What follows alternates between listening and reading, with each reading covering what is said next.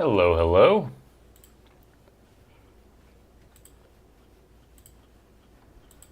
Continuing our playthrough of the Crimson Diamond here. I'm going to try to make Half-Life Alyx happen tomorrow for stream, which is why I'm kind of prioritizing getting this done. I'm having fun with this game. I don't mean to fast track it, and usually I just stream at the normal time until something's finished, but I have acquired the PC adapter for my PlayStation VR 2, and I want to try some Steam VR games. Vera Bradley. And yeah, so that's my logic. That's my rhyme and reason. And well, hopefully we can make that work. It seems like we've reached the narrative climax of this game.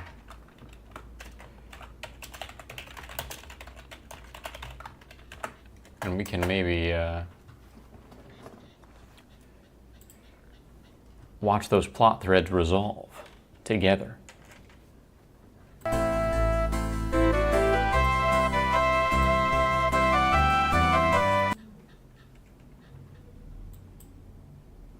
Oh, there's one thing I wanted to do.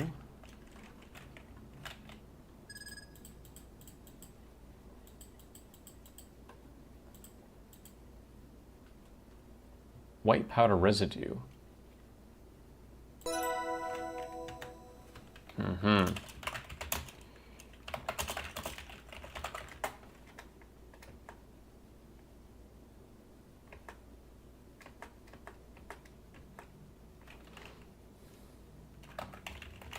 Apply powder to jar. Apply soot to jar. Compare prints on jam.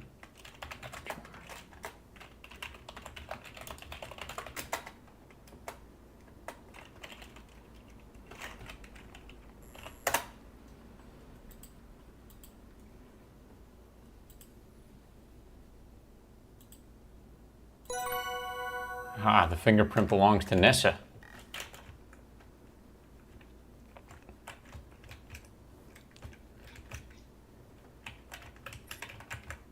I have all the damning evidence I need.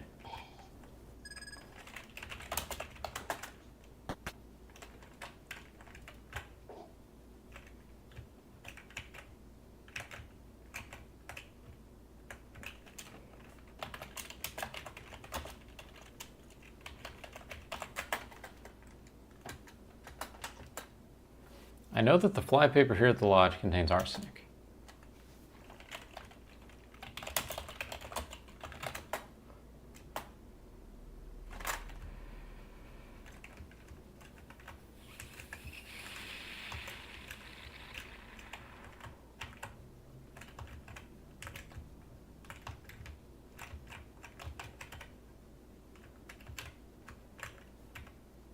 Hello, card.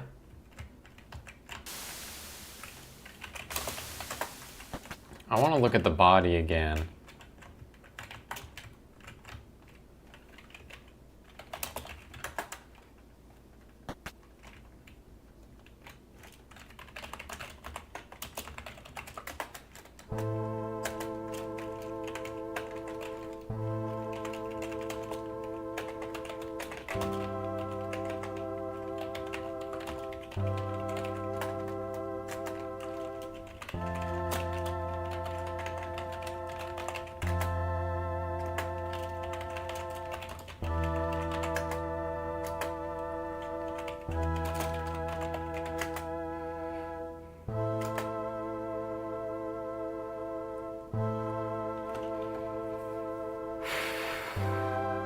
Late stream, dang. Yeah, I'm trying to wrap this game up so we can play something else tomorrow.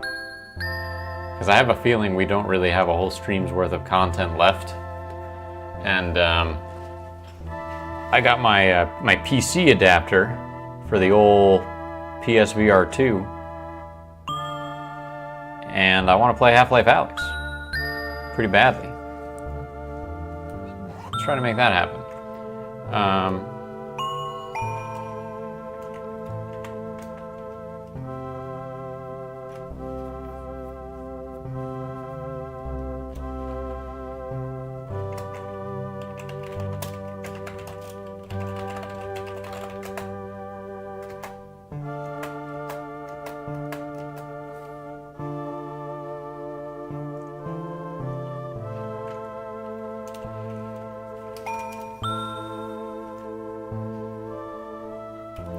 I can't figure out.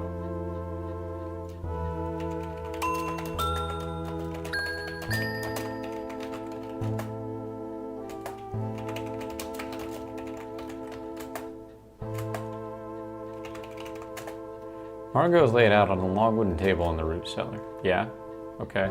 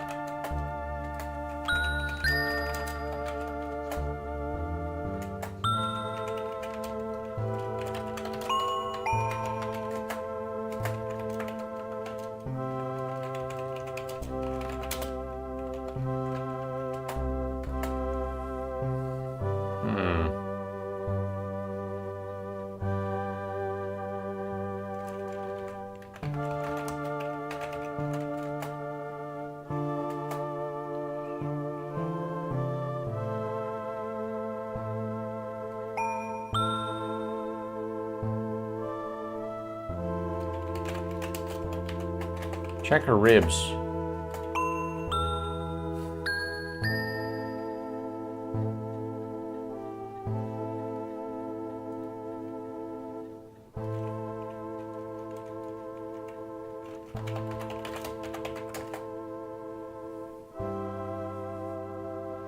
You were surprised to find that Margot's impeccably coiffed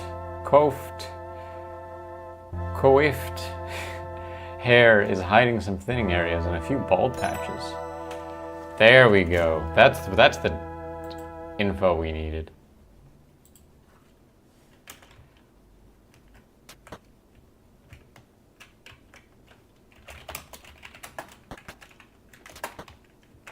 We needed to see the bald patches.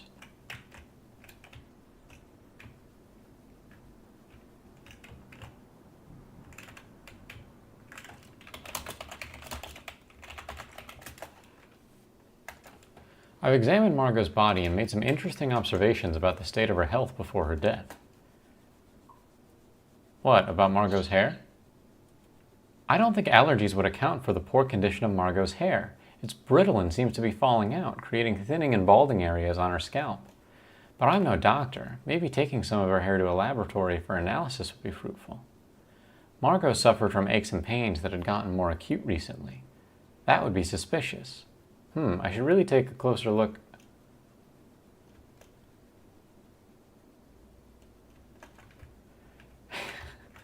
There's more? I think I'm using the wrong word. I think I need to use examine more, which I have been, but I noticed that look and examine don't always mean the same thing in this game.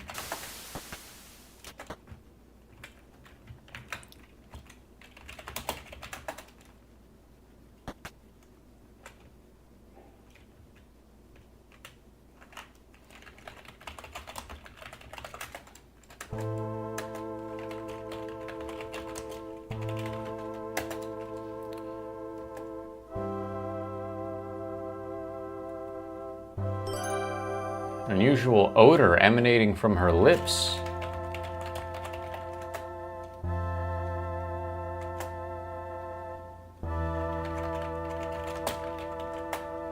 You admire the majestic arch of the helix, the delicate shell-like folds of the concha, the graceful dip of the integral notch. Very nice.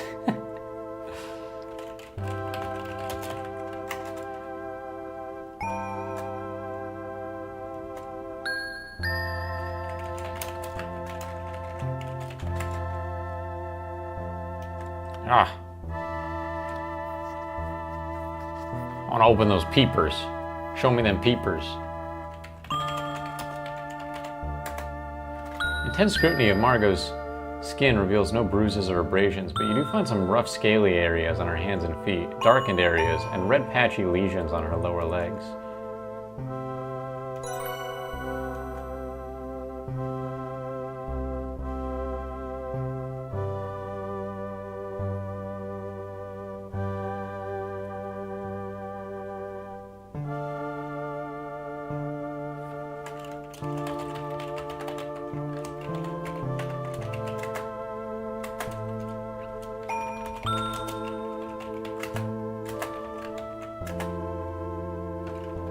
You detect a distinct garlicky smell around Margot's mouth.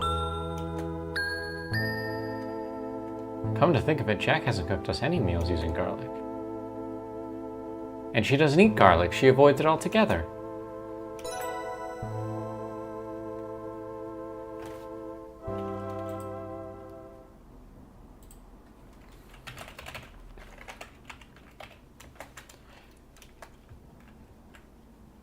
I still need to talk to Nathan and Jack, but I want to do the Margot thing just because I can, and I don't want to lock myself out of it.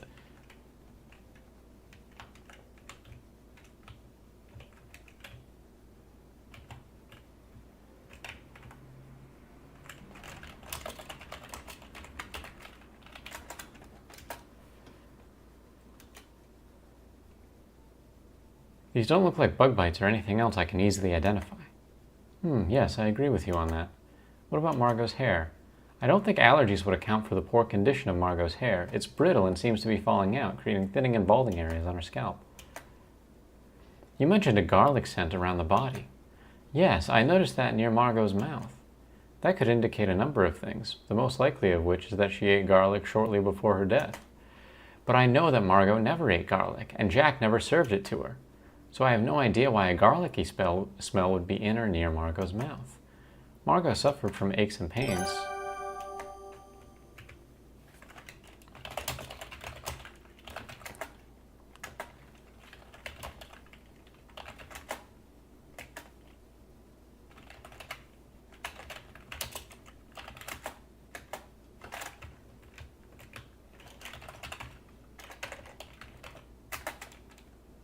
All right. I'll talk to Nathan and Jack now. I am going to quick save, just in case. But Nathan and Jack are in the study.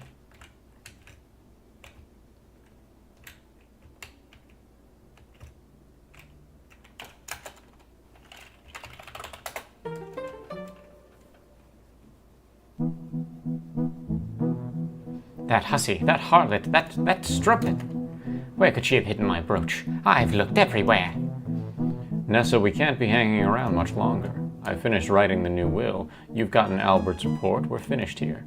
I know that, and I don't need reminding.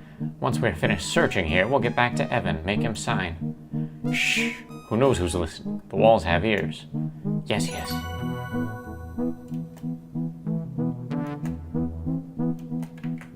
I'm gonna look for the new will, too. Doing it all, baby.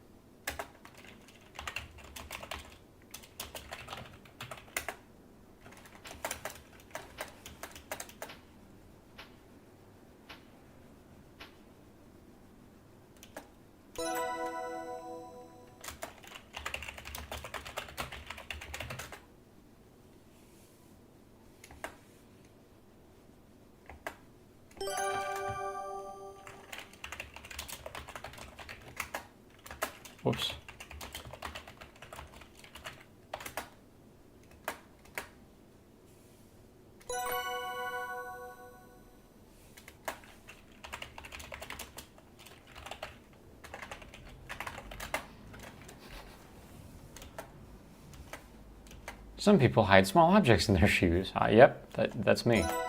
Love hiding small objects in my shoes. I'm like a fairy.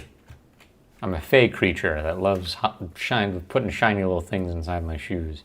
And then I gotta take the shiny little thing out every time I wear my shoes, and I let out a happy chirp. I go, oh-hoo! And then I put it in my pocket excitedly, like Bilbo Baggins putting the one ring in his pocket. Woohoo! Oh yes! Very exciting!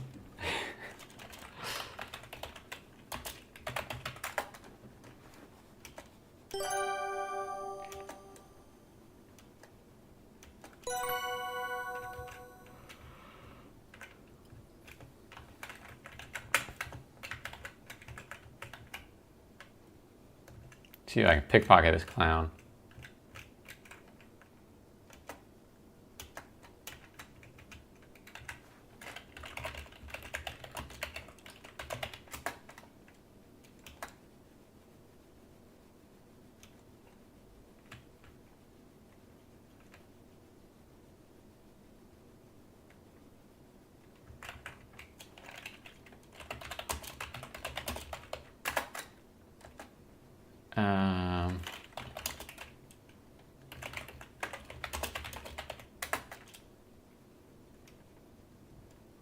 I need to get into his pockets without suspecting anything.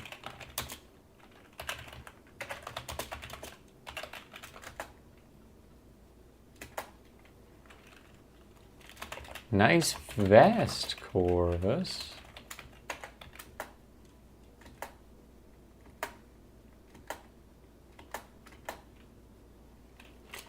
Give Corvus button.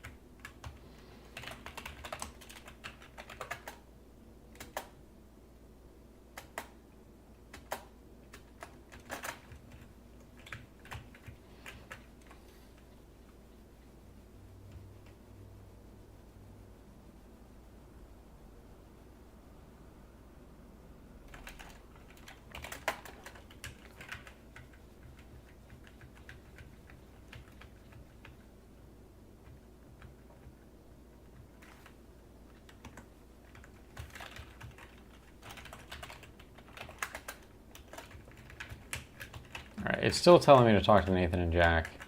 I'm sure there's more I can do with Corvus and Nessa. And maybe even everything with Margot, but let's just...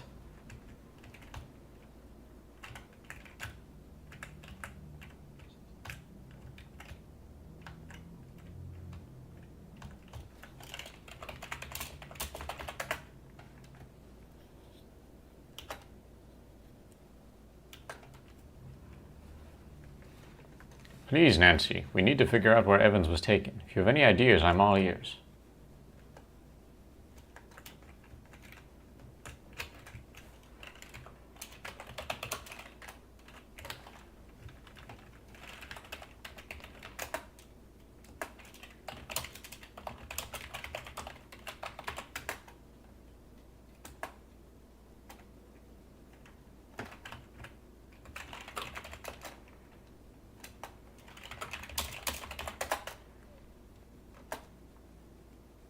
How long grotto? Ask Jack about how long grotto. Give me a really long, hard to spell thing. Ask Jack about how long grotto.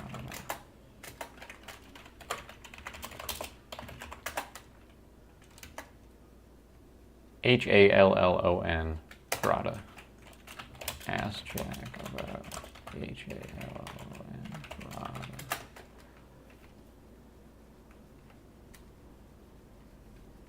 I baked cookies recently. Yeah, Mr. Richards eats tons of them. Keeps them in his pockets even. They're called thumbprint cookies in English. They're also called Hellengrata. That's a Swedish word. I remember him saying that earlier.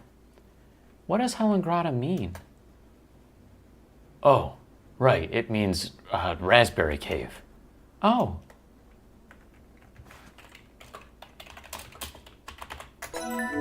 You breathlessly tell Nathan and Jack your theory about what happened in the smokehouse, ending with your belief that Mr. Richards was taken to the garnet mines.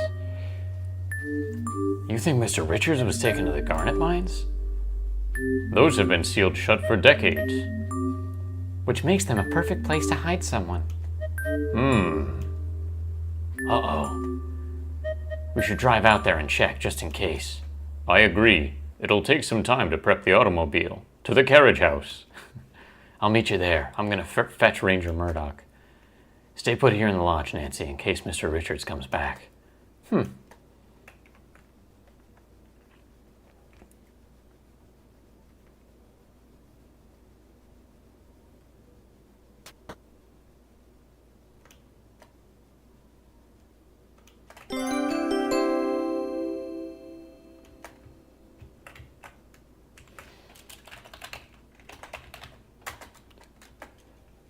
Albert stored some of his things in the blue trunk upstairs. I wonder if anything was left behind.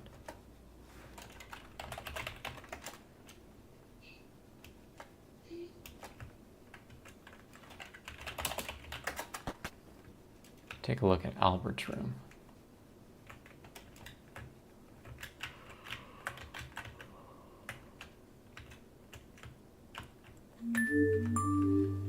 What's happened here? Albert's room is a mess. Clothes are hanging haphazardly in the wardrobe. The wastepaper basket is stuffed full of papers. And all of his luggage is gone.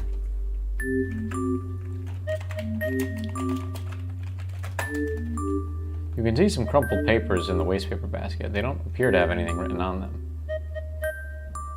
There's a strip of telegraph tape lying just outside the wastepaper basket on the carpeted floor. It's a strip of telegraph tape, much like the one Jack picked up from the train station. The telegraph tape reads as follows. Carl L. Proceed to SOO Locks with package. Deliver package by 3 a.m. Await further instructions. Well done in crimson. Well done in crimson? What could that mean? And who on earth is Carl L.?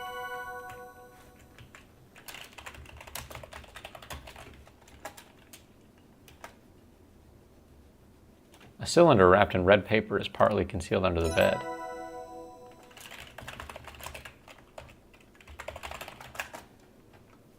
Trying to examine the cylinder more closely while it's still under the bed isn't yielding any additional information.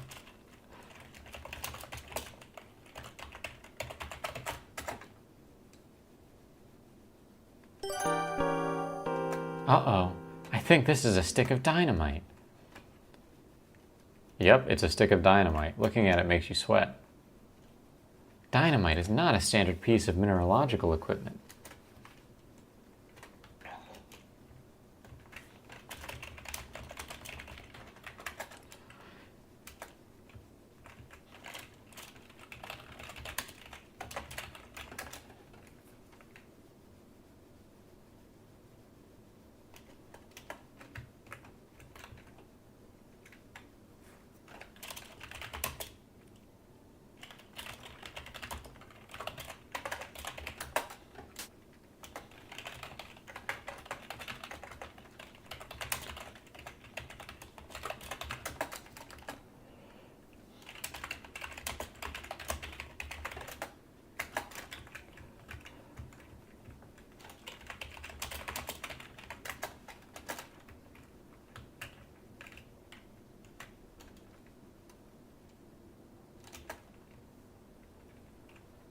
Hey, what's up, Sting? What war are you fighting, man?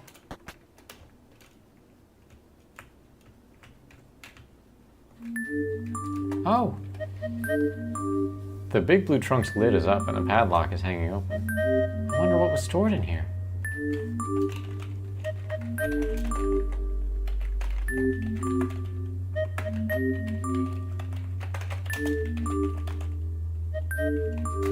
Uh-oh.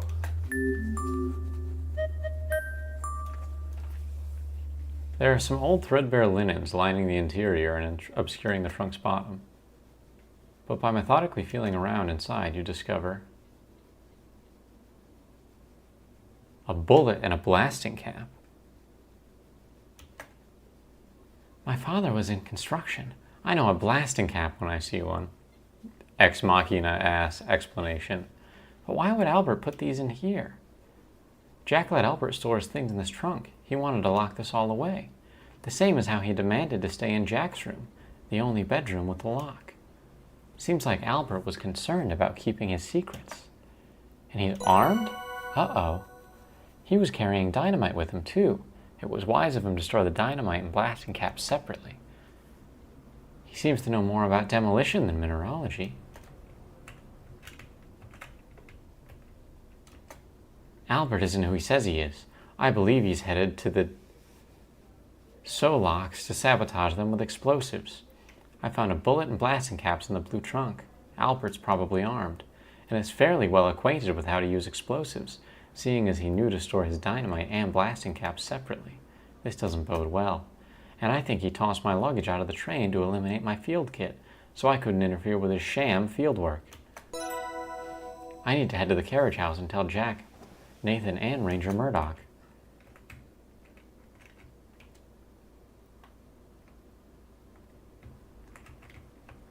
Fly swatter to the end of the curtain rod for extra damage at an extreme accuracy reduction, I would assume.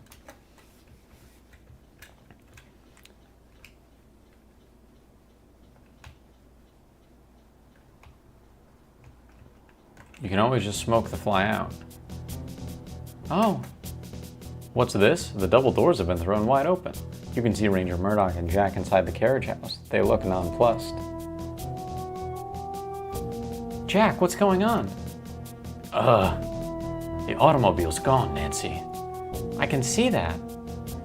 Someone must have picked the lock on the driver's side door and made off with it. I think Albert's stolen the automobile.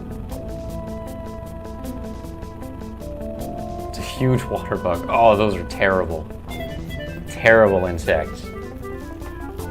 You hear a rumbling. Is that thunder? Nope. That's Nathan. He went and got his automobile. Tell me what you know on the way. Time's a-wasting. Let's go.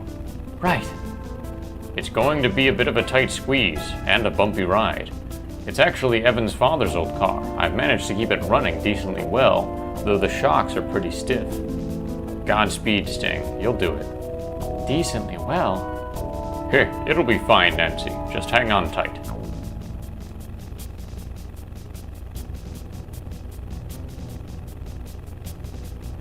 You all pile into Nathan's automobile and head for the mine. Mr. Cardinal, I'm sorry we couldn't meet under better circumstances. I understand your reluctance to be involved with the authorities is entirely justified. Evan's in danger. I will help my friend and we can figure out the rest later. I will safeguard you from any consequences of going off reservation, I promise. Let's deal with that later. I think Albert's stolen the automobile. You do? What makes you think so, Nancy? Albert's luggage is gone, and his room is a mess. It looks like he left in a hurry. Albert had so much luggage, and Jack said it was very heavy. It sure was. There's no way he could have handled all that luggage himself, unless he took the automobile. I think he's driving it to the Solocks to bomb it. He's not a Belgian mineralogist at all. He's a German spy. And his name might actually be Carl L. Carl L? Where did you hear that name? I found this telegraph tape and a stick of dynamite in Carl's room. And since I found a bullet and a blasting cap in the blue trunk where he was storing some of his things, I think Carl is highly knowledgeable about explosives, armed and dangerous. Fantastic detective work, Nancy. This game is called The Crimson Diamond, and it's like a vintage style text parser game, but it came out like a couple weeks ago. It was just an indie game that I wanted to try to sort of fill in the gap.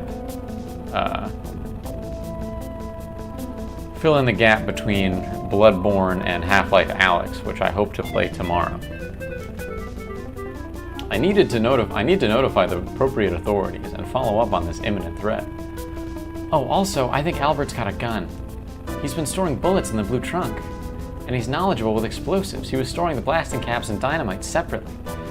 Alright. Nancy's a little bit... Her dialogue can be redundant at times. I think you're dealing with a professional saboteur, and one that's armed and dangerous. Yeah, Nancy, we know. Uh-huh, got it. Yep. I'll keep all of that in mind when we confront him, Nancy. Thank you. Good work again, as I said. Please be careful. I will. I'll tell you how it goes when we meet again. Mr. Cardinal, could you please drop me off at the train station? I can send an urgent telegram for reinforcements. We'll have rangers at the Solocks as soon as possible. Of course, but first the Garnet mines. They're closer. Good idea. Telegrams travel faster than any automobile. Albert will take some hours to arrive at his destination. Nathan stops his automobile as close to the Garnet mine as he dares. The ground is rugged, and any roads leading to and from the area have fallen into disrepair many years ago. A bit of stealth is imperative, as it wouldn't do for Nessa and Corvus to be alerted to your presence. The consequences for Evan could be dire. You and Jack watch Nathan turn the automobile around to head for the distant train station. It's all up to you now.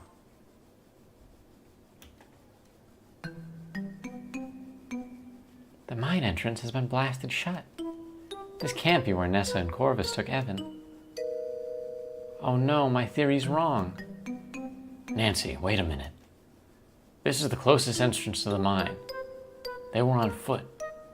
Not to mention, this is fresh rubble. Most likely they did use this entrance, but the entrance collapsed after them. Abandoned mines are dangerous places. We have to be careful.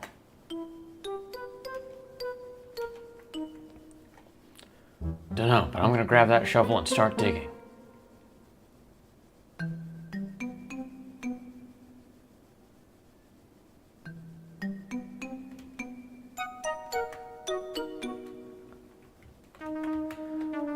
I'm regretting not talking to Kimmy more. I think she could have told me something really vital. I'm thinking about... I just want to see.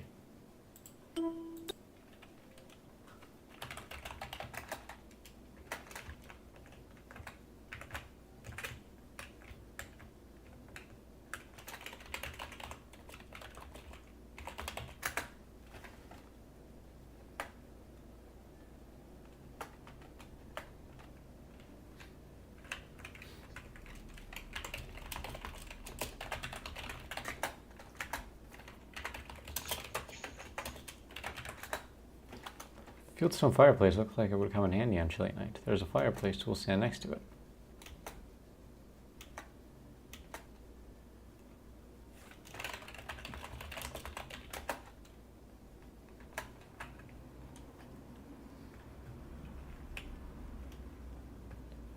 Alright, never mind.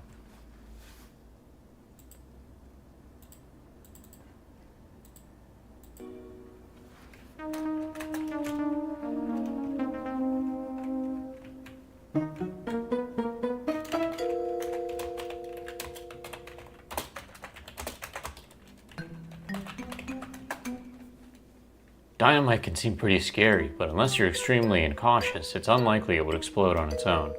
Blasting caps are needed to set off dynamite. Have to stick them right in the end.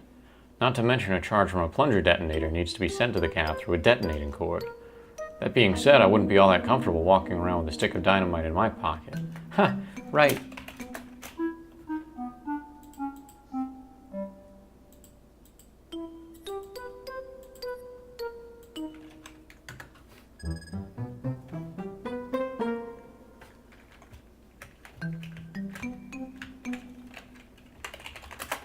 The abandoned garnet mine looks stark and desolate in the moonlight. Debris and forgotten equipment litter the area.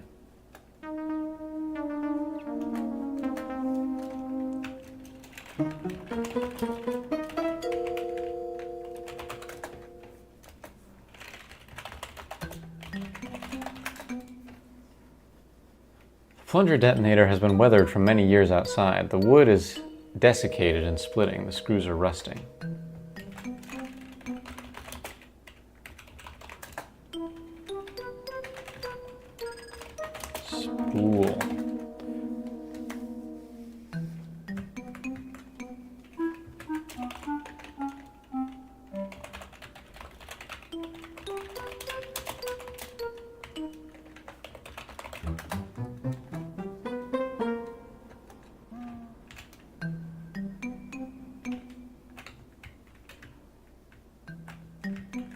Uh-oh.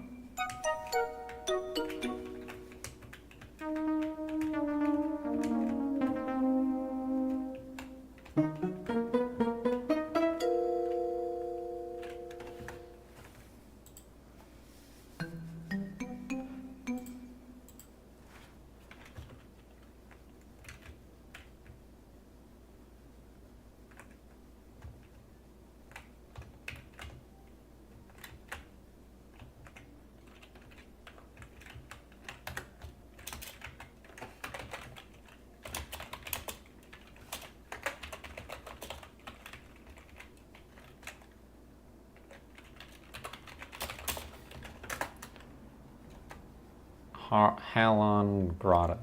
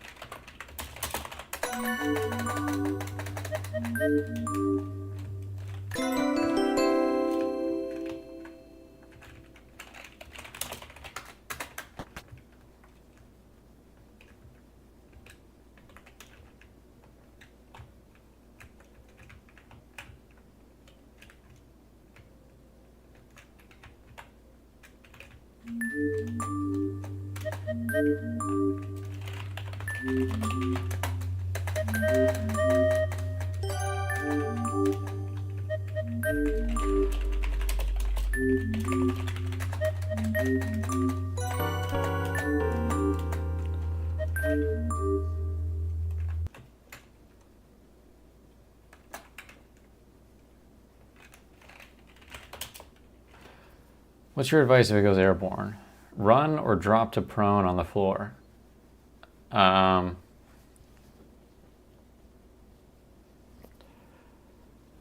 Stay perfectly still. Yeah, stay perfectly still.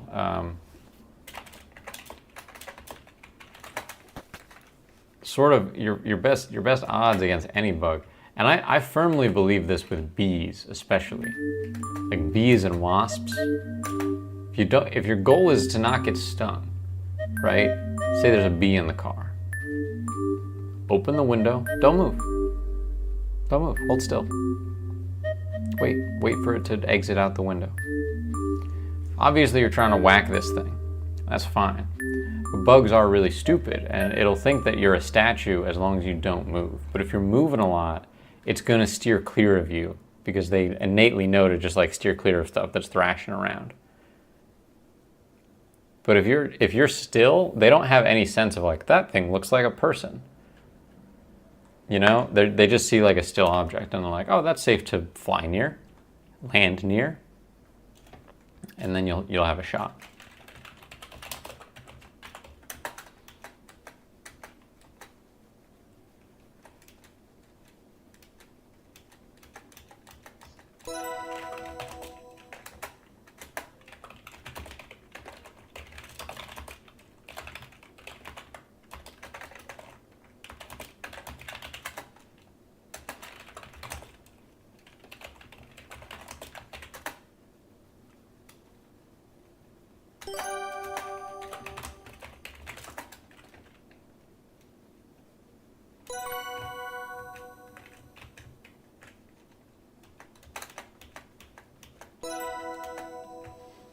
Just don't want it landing on you and crawling into my ear and eating my brain.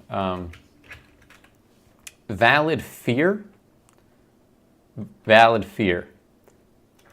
Not really a valid concern, though, if I'm being real with you, Sting. If I'm keeping it 100. As I said, valid fear. Reasonable thing to be afraid of. Thing that is really going to happen? Probably not. Just keeping it real with you, Chief. I respect it. I respect the concern. I get it. I've had that concern myself with bugs. That's what's feeding the desire to run or drop to prone. But you're in warrior mode. You're in battle mode. If you lose the battle in your mind, you lose the war.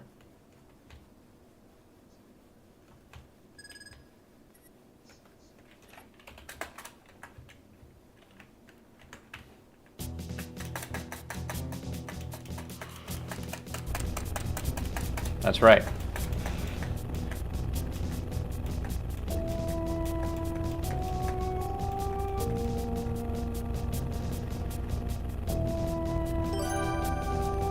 It's if you've watched my Stormtrooper video, the first video on this channel is about Stormtroopers in Star Wars. And in that video, I cite a bit of research that I found, where an expert in, it's like a general or a colonel or something, but an expert in military arms and like strategy talks about the literal strategic advantage of small arms training. In other words, how much should you train your soldiers in small arms when it comes to accuracy for it to provide a dramatic strategical benefit? And he basically says that for your meat and potato soldier, the average soldier, beyond basic proficiency, it's sort of useless, because their ability to use a gun is going to be reduced by a factor of 10 or so when they leave like a controlled shooting range and enter like a battlefield, and then another factor of 10 if they need to move, another factor of 10 if someone's shooting at them, another factor of 10 if the person that's shooting at them is using heavy arms like tanks. Right? It's fear. Fear is what makes, is basically why Stormtroopers suck at shooting. That's what I'm getting at. The reason that the Empire doesn't train Stormtroopers is because they're flunkies. They're weak in their minds. And if you're weak in your mind, you're going to get scared in battle and you're not going to shoot accurately anyways. So you need to be strong in your mind. You can't be a basic. You don't want to be a stormtrooper. You want to be an ARC trooper. You want to be a clone commando. You know what I mean? Republic Commando Sting. Freaking Rex, Gregor, Wolf, Fives.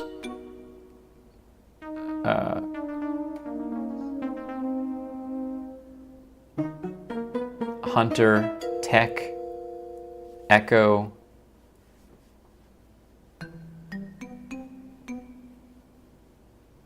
Cut Up, Cody.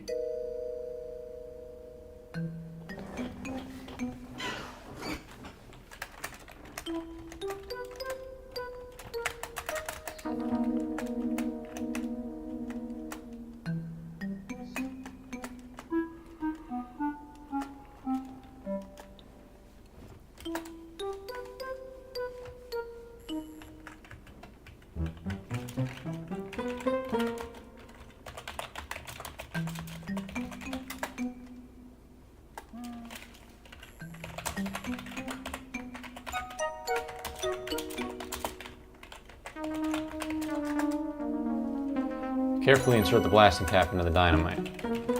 Wire.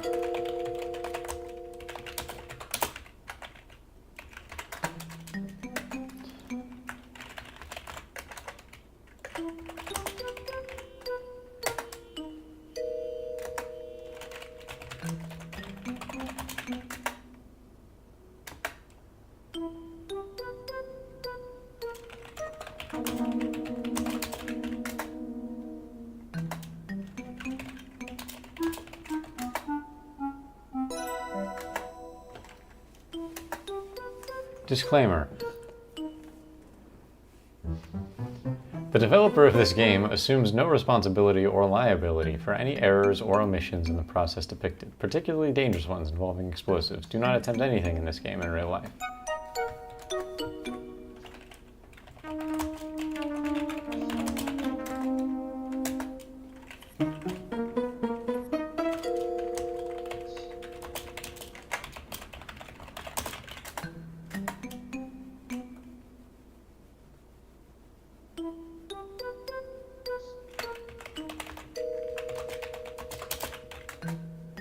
You stick the end of the wire into the blasting cap, which has been inserted into the dynamite.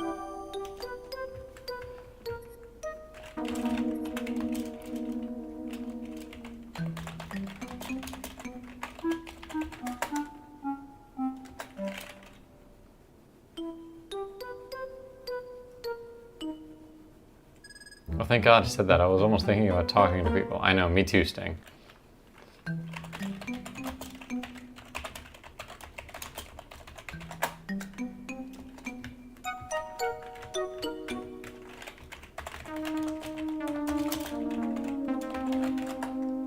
You need to cut the wire from the reel before you insert it into the plunger.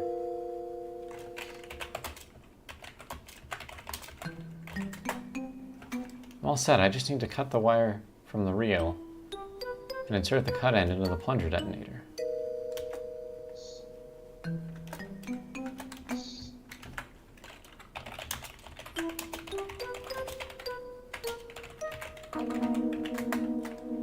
Would you happen to have any wire cutters, Jack? I do, actually. Perfect. May I borrow those? Sure thing. Here you go, Nancy. Wire cutters.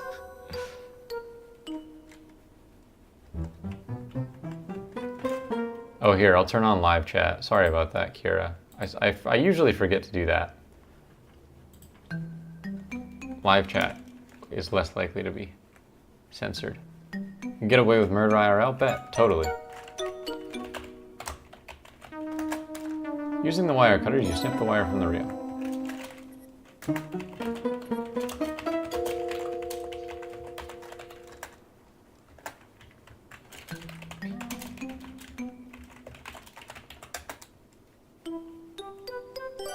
I just pick up the whole plunger.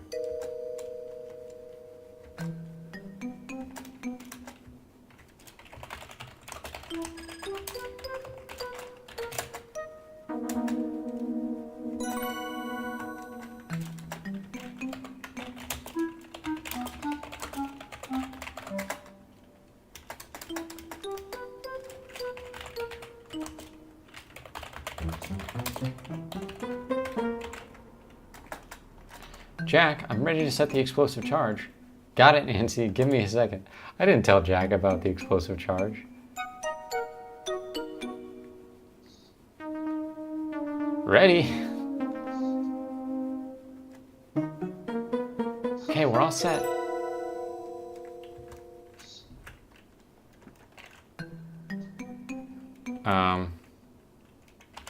Move plunger. Okay, wait, hold on. This is gonna give me a funny death message. So I'm gonna save the game now. But just know that it's very obvious that I am too close and I will die if I do this. But I wanna do it.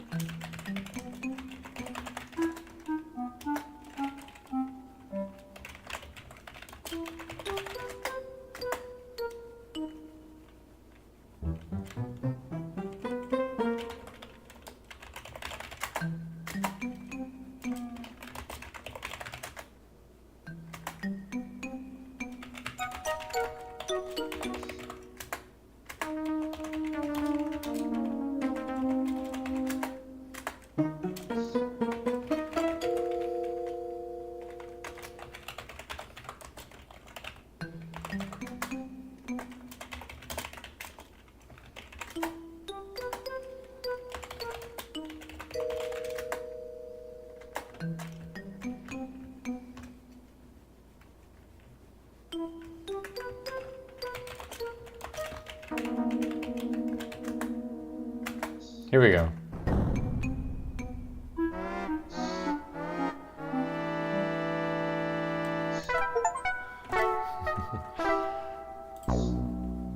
There we go. See, I knew it.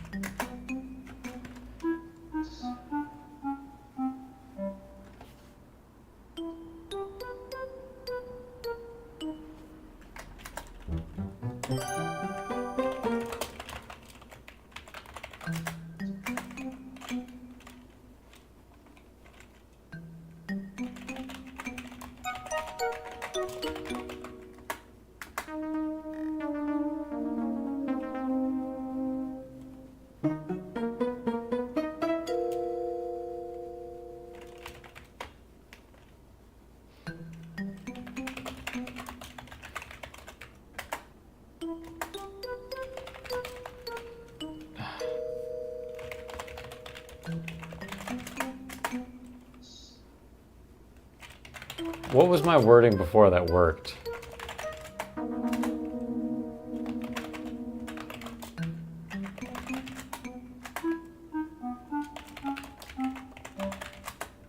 Should have been using the gunboats from TF2. You take less self-explosive damage. Ah, drat! Use gunboats from TF2. Can't use gunboats in it. Ah, dang it, Sting. Good idea, though. Set off explosive. Set off explosive is the operative word for the text parser. That was a bit anticlimactic. Well, it was only one stick of dynamite after all.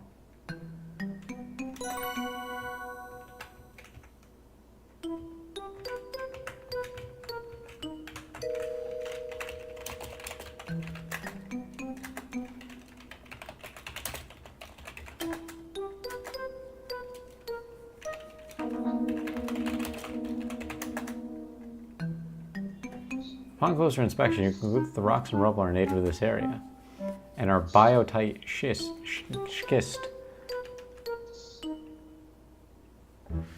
Biotite schist is a type of mica schist. Schist is a type of metamorphic rock. I'm not surprised that there are garnet mines here. This type of schist is known to contain garnets. This will be a nice detail for my mineralogical report.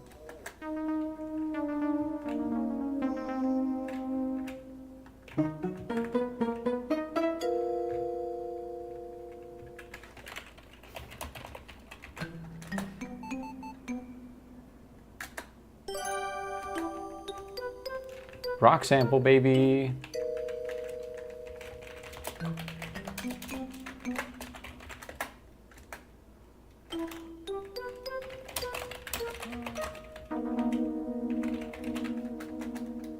I managed to cobble together an explosive to help clear the rubble.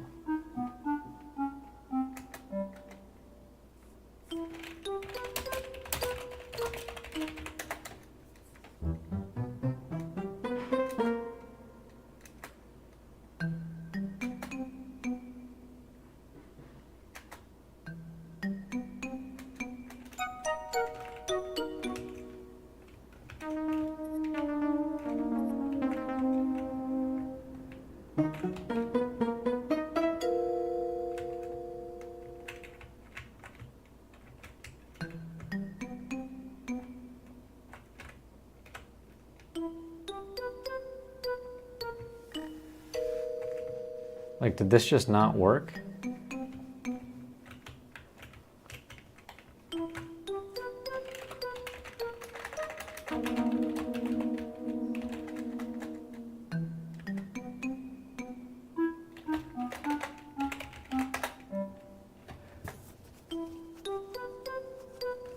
You and Jack have created a Nancy-sized hole in the rubble. Okay.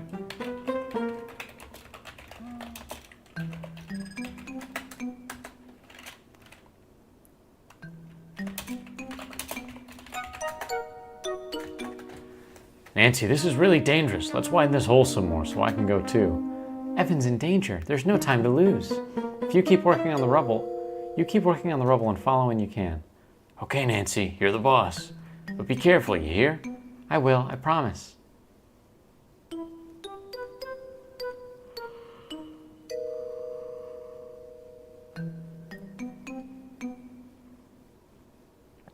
Wait, before you go in, it's gonna be dark. Darker than night in there even. Take this lantern.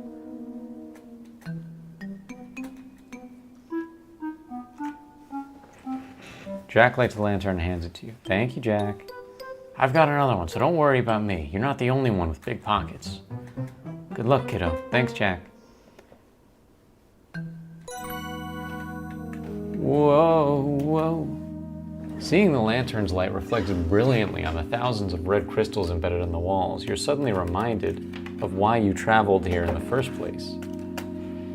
If the situation wasn't so dire, you'd be dazzled by this cave of natural wonders. Instead, the red gleams look like blood is beating on every surface, just waiting to fall. You shiver. Toronto feels like 1,000,000 kilometers and 1,000,000 years away. Oh dear, it's so dark in here. I need to figure out which way Nessa and Corvus have taken Mr. Richards. If indeed they came this way at all.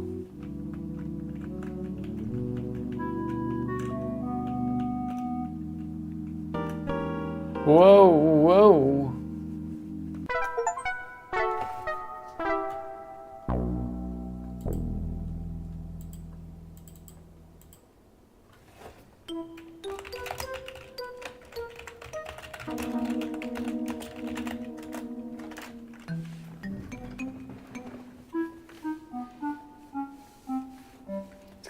It's got all the landmarks of an old game.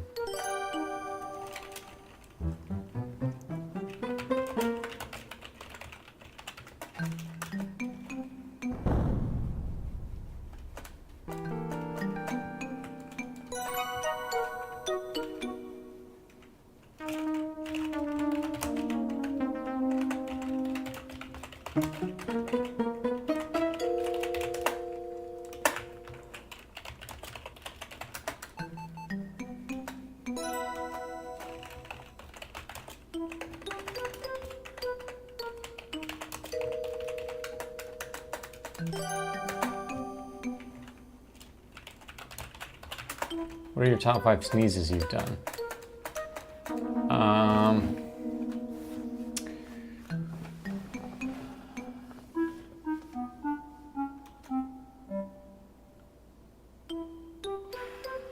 The snottiest was probably when I was in... Probably when I was like 4.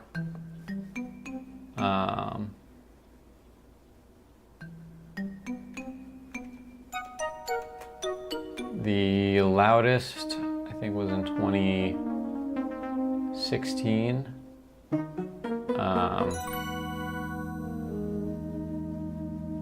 Most embarrassing, 2012. 3, and then after the most embarrassing in 2012, I had this whole period, probably 3 years, where I where I would hold my sneezes. And then I stopped holding my sneezes because I felt like it was unhealthy, and then I started getting into the weirdest sounding ones. So the weirdest sounding sneeze was probably also in 2016. And then most satisfying sneeze was probably in 2021. A lot of the sneezes that I had during the COVID pandemic were really satisfying because I didn't get COVID at any point, like during the main pandemic or in the immediate aftermath. I did eventually get COVID, but kind of long after we had stopped quarantining and masking and everything. I'd got it totally randomly at a concert, and it was a very mild case. I'm fully vaccinated, so yeah.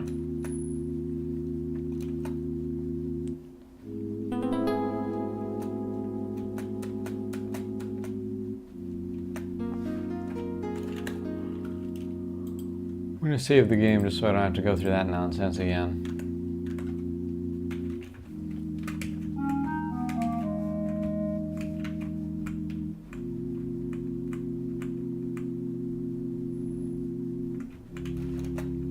Where am I going? Uh-oh. Don't wander aimlessly in the dark. Eek. Wait, what?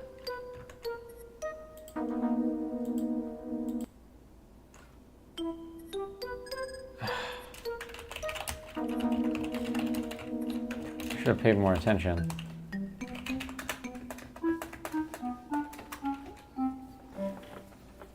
Save more. You just saw me try to save. I must have not read the message. But I saved as soon as I entered the cave.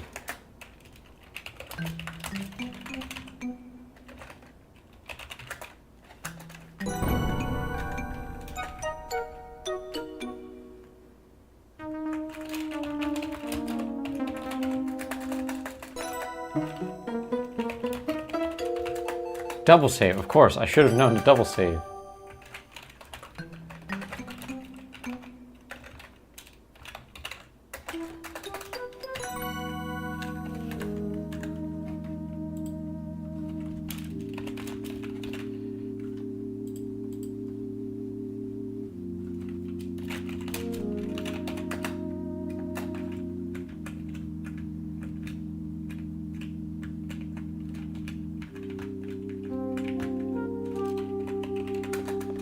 Garnet Mine's interior is much cooler than the outside. The air feels stale and still. You're grateful for the lantern's light, though the warm glow quickly gets swallowed by the darkness.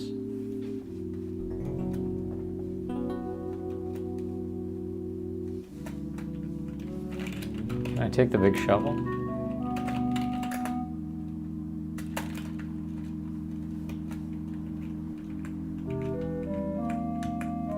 Okay, so this way is just down to my death.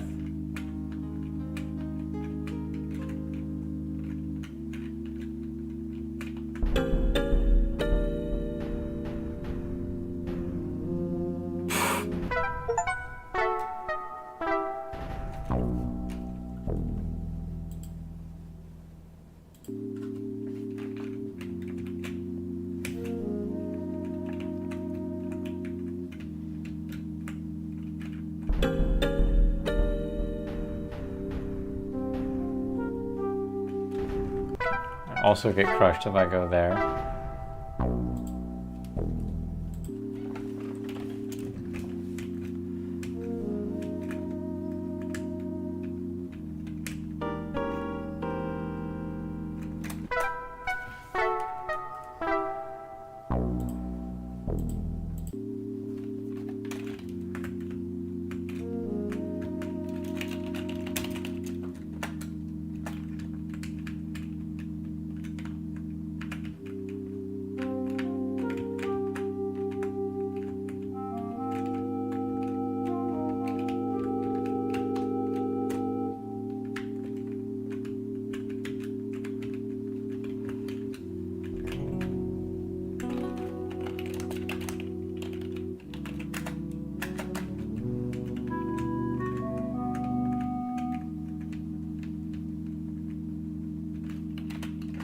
Smell air.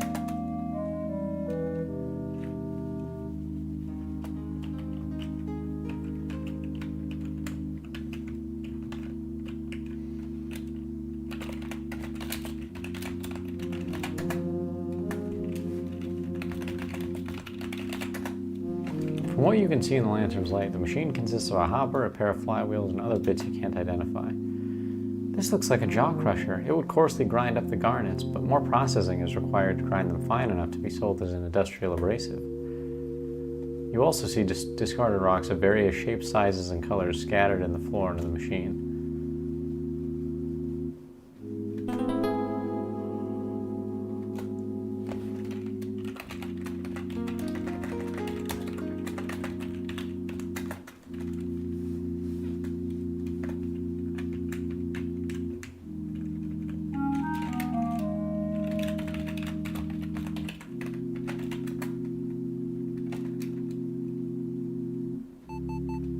Chip a particularly lovely crystal sample out of the rock.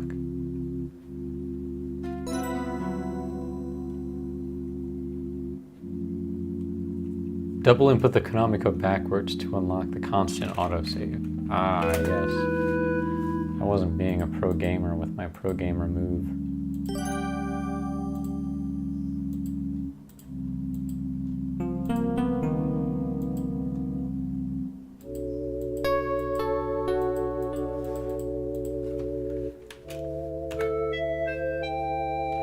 The character you play as has the charm of ChatGPT. You're not wrong. I've got to track Nessa and Corvus to the mine and find Mr. Richards.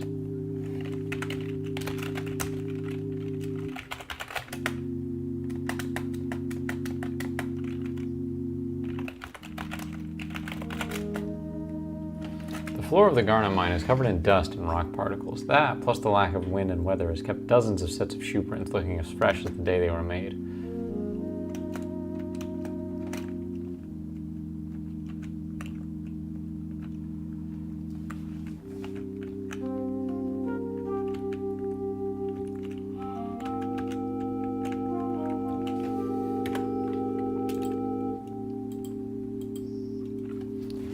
Save again so I don't have to recollect that sample.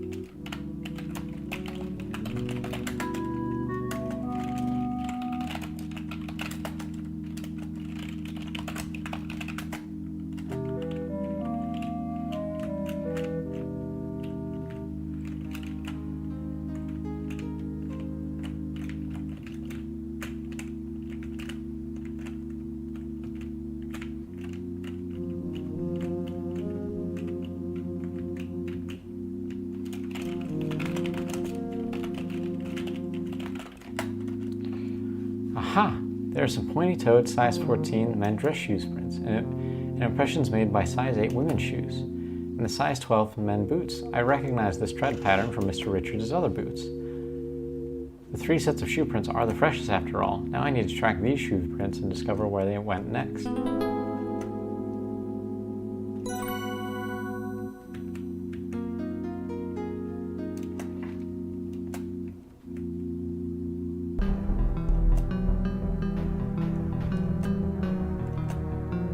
Aha! Just as you reach this firelit cavern, the lantern goes out. Oh no, the lantern's out of oil. There's no turning back now. Sign your will, Evan. Sign my fake will, you mean? If you're so smart, why didn't you just forge Pa's will? Then you wouldn't have had to have come up with this dumb scheme. If you were so smart, you'd know that Pa's lawyer is still alive. He'd pipe up pretty quick if an actual will from his client came out of nowhere. But this is a perfectly suitable backup plan. It's much easier to forge your will. If you do as you're told, I'll let you die quickly. Otherwise, you'll starve to death in the dark. And we'll forge your signature anyways. And she's onto you. You won't get away with this. We'll see about that. It'll be her word against ours. I have to rescue Mr. Richards. My first order of business is to distract Corvus.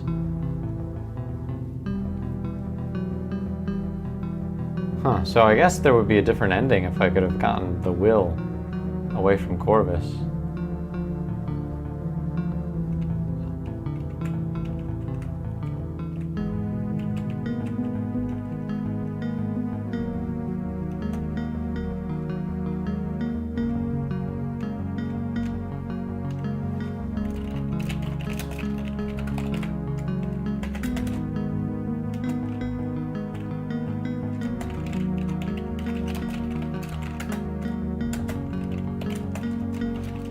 I feel like now would be a really good time to use the duck whistle, actually.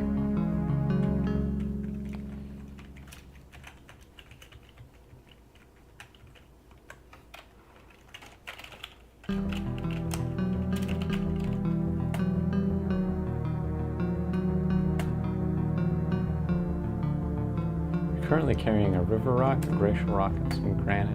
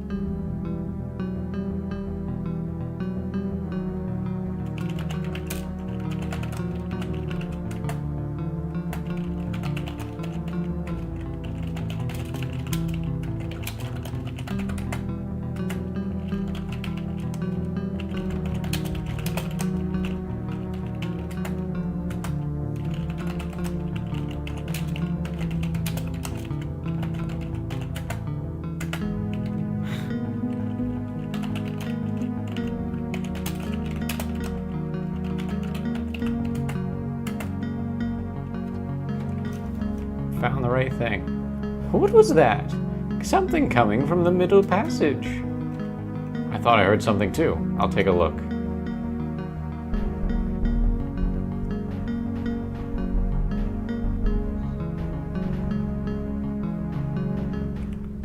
Corvus, what have you done, you oaf?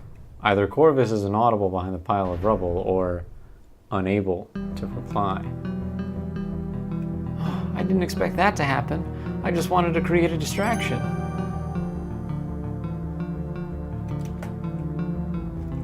Corvus?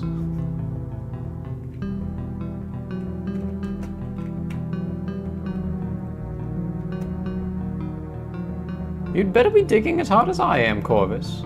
You always mess things up.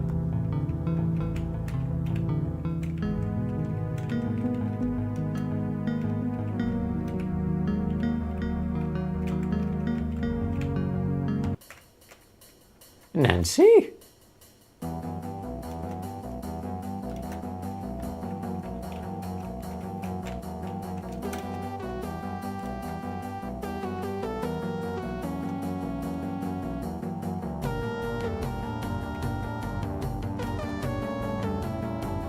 Uh-oh.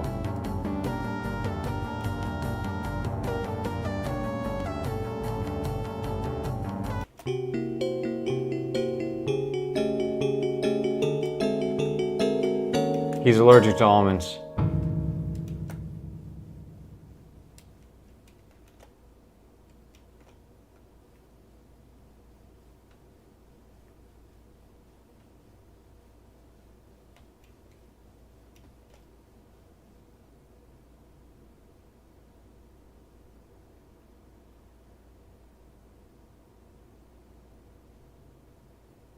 You do your best to comfort Mr. Richards, though you don't know if he can hear you, and tell him about how beautiful Crimson is and what it felt like for you to see it for the first time.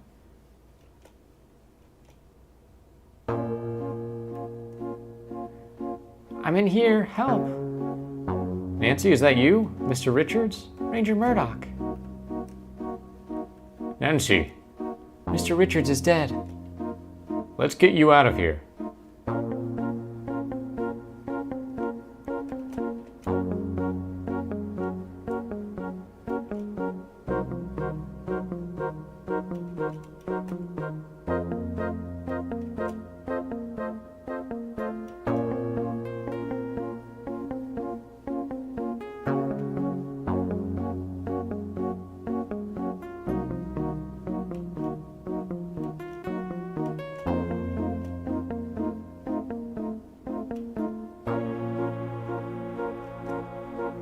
You feel incredibly relieved to be out of the mine. It feels like a great weight has been lifted off your shoulders. The automobile is parked down the hill.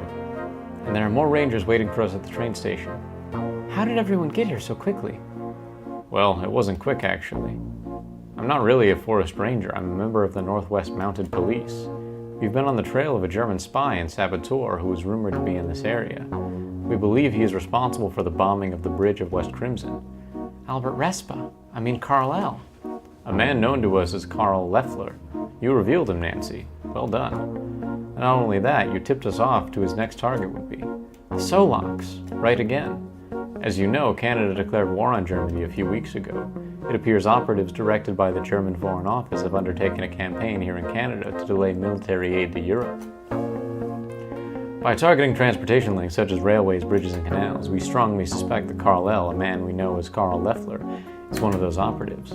He's been apprehended at the Solaks while setting up explosive charges, and thanks to your impeccable detective work, Mr. Leffler will surely be brought to justice. Gee, let's go.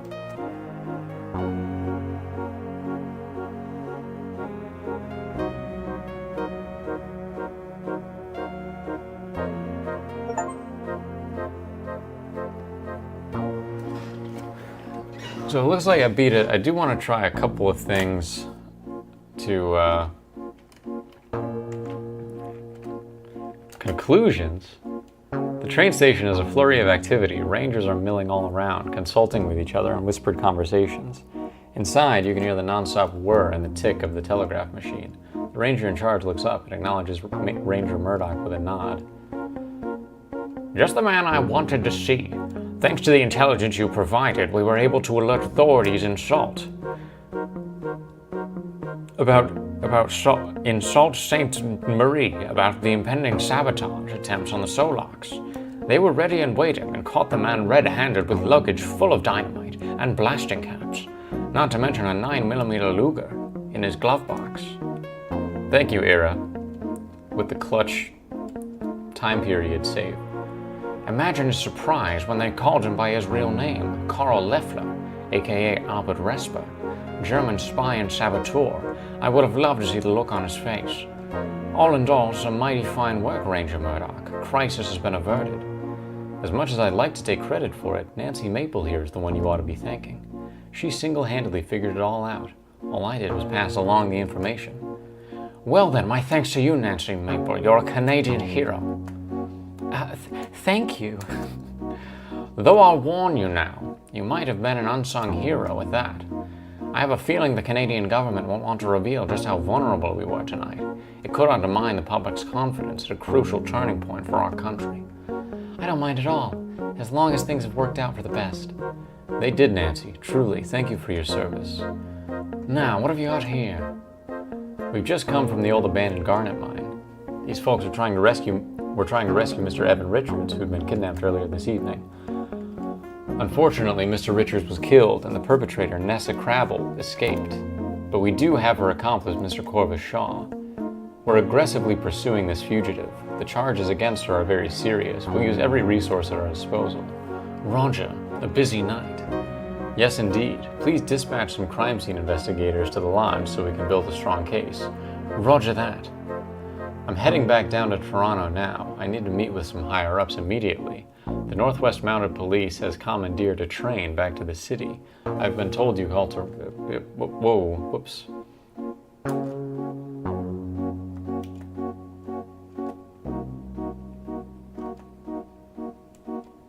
Despite the excitement of the evening, you find yourself nodding off only to be jolted awake when Nathan's automobile hits an uneven stretch of road. Eventually, not even the bumpy road can rouse you. Nancy, are you awake? We're back. Once Jack has roused you from your deep slumber, you make your way upstairs as quietly as possible, lest you wake Kimmy. My goodness, what a night. I've never been so exhausted. That's hard, though. It's hard sleeping in a situation like that because you're tired, but your adrenaline is just crazy and you don't feel real. And so you're just like you kind of sleep, but it's terrible. But as your gaze falls onto the curio cabinet, you realize there are a few things you may want to bring up with the other inhabitants of the lodge tomorrow morning. I'd better make some new notes on fresh paper to remind myself. Or I could just decide to go to sleep if I wish.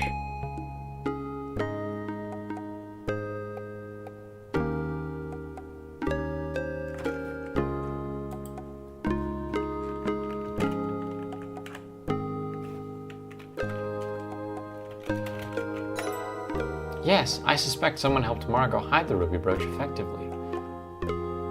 Who's the accomplice for the ruby brooch theft? I'm quite sure I'm right about that. Jack and Margot were thick as thieves, literally. Where was the ruby brooch hidden? Well, I didn't end up finding it, so that's something I'll have to ask Jack about in the morning. How about that curio cabinet? Margot.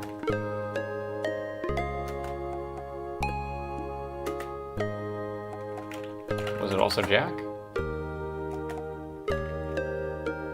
Who was the imposter at the Crimson Lodge? Albert. What was Kimmy's true goal? Yeah, Kimmy was weird. I didn't really learn anything about Kimmy.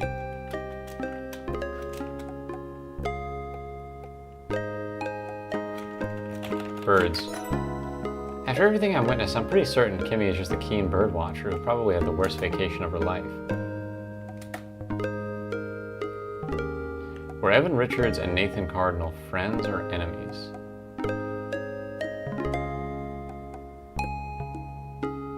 I think they were friends. Their conversation in the conservatory indicates that they are similarly aligned when it comes to the fate of the lodge and the lands. They also met up in the study after that first dinner. It was hard to tell if they were friendly then, but I did see them shake hands. They respected each other. Nathan was out late at night with Jack, and they were both helping Mr. Richards. I heard them talking about that. I recovered a sample of clear crystals from the salt at the lodge that didn't dissolve in water. I'm pretty sure that's what Nathan and Jack were trying to hide. Judging from the conversation I overheard in the carriage house, Nathan, Jack, and Mr. Richards were working together to deal with Albert. Nathan and Albert had a clandestine meeting in the boathouse. Nathan had paid Albert for a mineralogical report that concluded the lodge and land didn't contain diamonds. Nathan wasn't concerned about the truth, he just wanted to protect Crimson from becoming a mining town again. And Nathan helped me and Jack try to rescue Mr. Richards tonight. He's a true friend of Mr. Richards. He was lucky to have him. were Jack and Nathan trying to conceal? Diamonds. It's possible after all, but so far that's only a hunch based on the samples I've gathered. I need to verify the hypothesis when I get back to the museum. I did see Nathan and Jack gathering something shiny from the riverbank, and I rediscovered this old salt sample but didn't dissolve in water. These could be diamonds.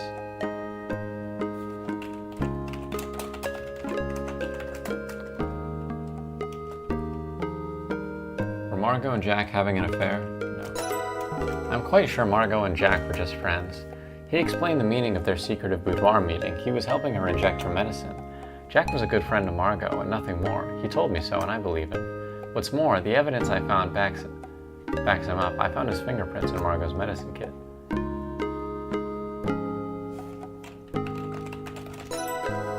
Mr. Richards was allergic to almonds, and Nessa knew that. She brought those Jordan almonds with her and filled that cut crystal bowl in the parlor, overt as you please.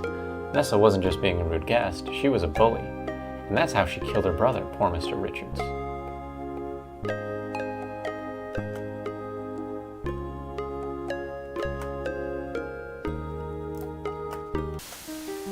Morning light is streaming through the small window, causing notes of dust to sparkle and dance in the light.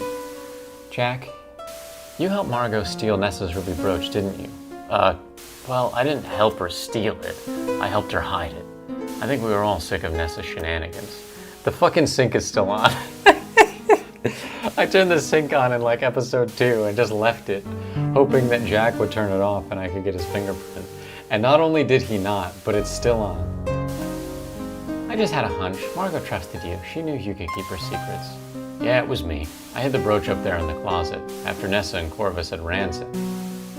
After Margot died, I figured it was the last place they'd check, if they ever came back to the lodge to take another look. I would have kept it on me, except we were headed to the mine last night to go find Mr. Richards. Who knows what could have happened. I didn't want to get caught with a brooch and charged with theft.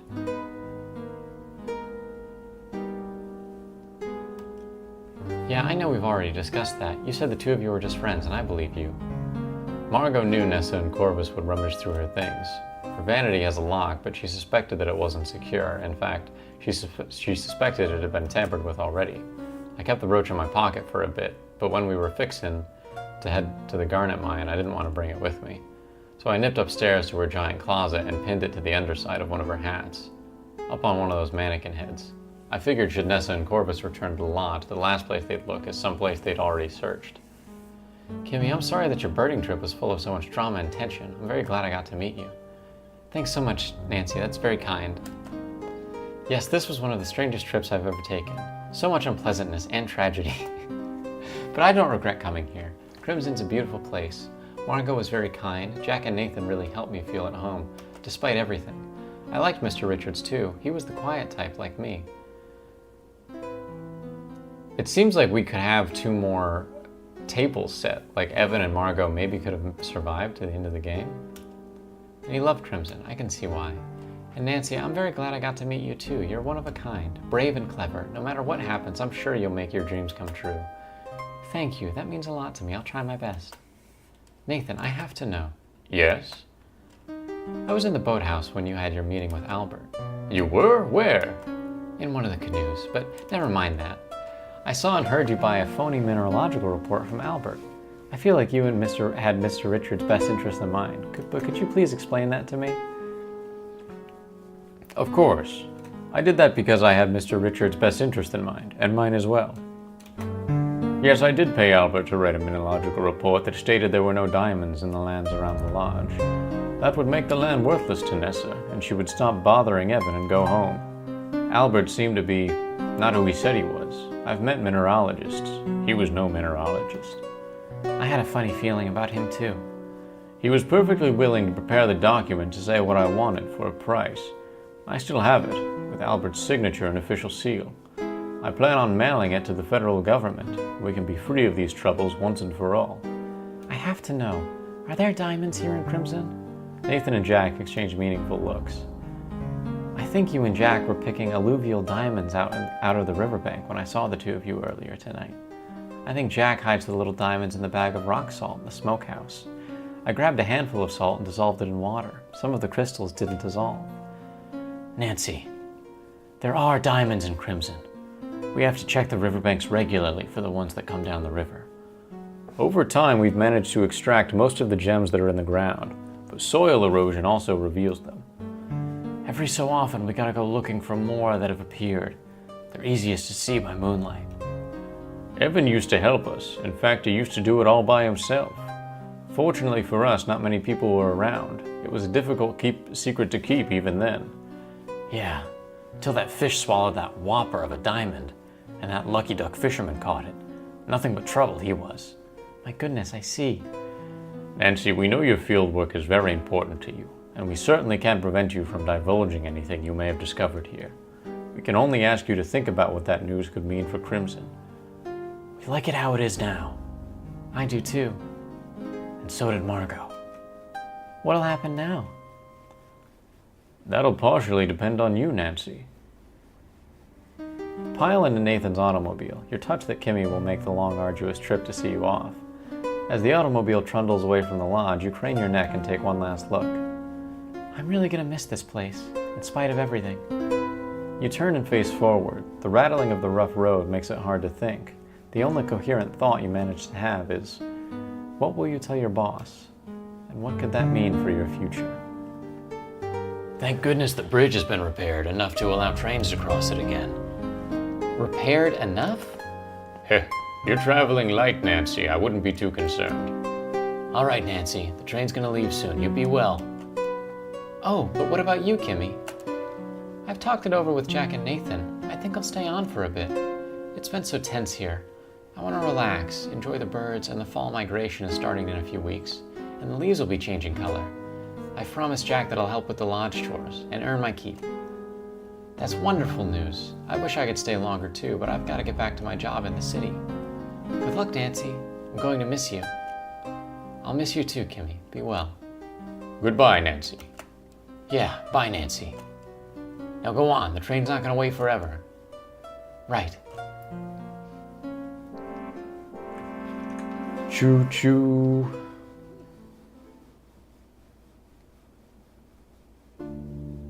You stare out the train window. It's a clear, cool morning. As crisp and refreshing as it is this far north, you brace yourself for the muggy summer heat down by Toronto. Your mind is buzzed with all that has transpired over the last few days. It feels like you're returning home from a long voyage.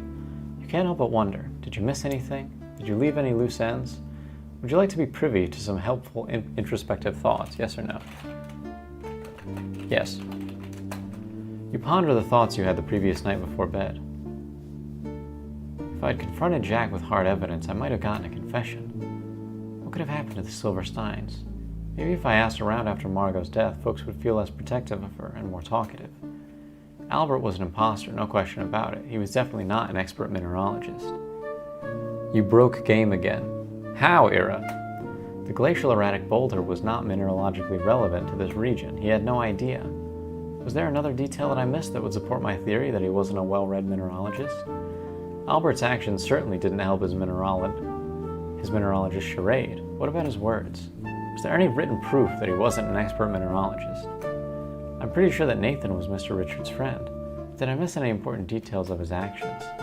Did Nathan stand to lose anything by helping Mr. Richards? He wasn't at the dining room meeting with Ranger Murdoch. I was going to ask Jack about it at the time, but he didn't seem to want me to address that. Maybe if I'd asked Jack about Nathan after that meeting, or even Nathan himself, I'd learned something interesting.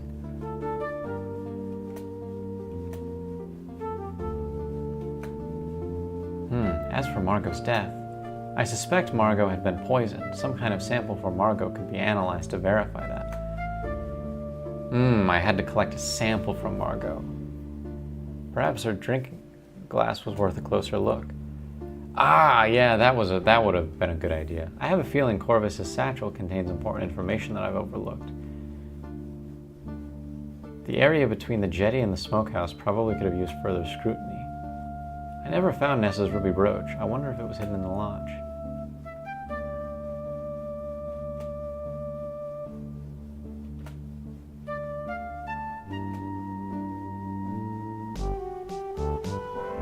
So I did miss a lot. Ranger Murdoch. Hello, Nancy. It's good to see you again. Would you like me to drive you home to rest? No, thanks. I'm eager to have my interview. Let's go. Right. Follow me.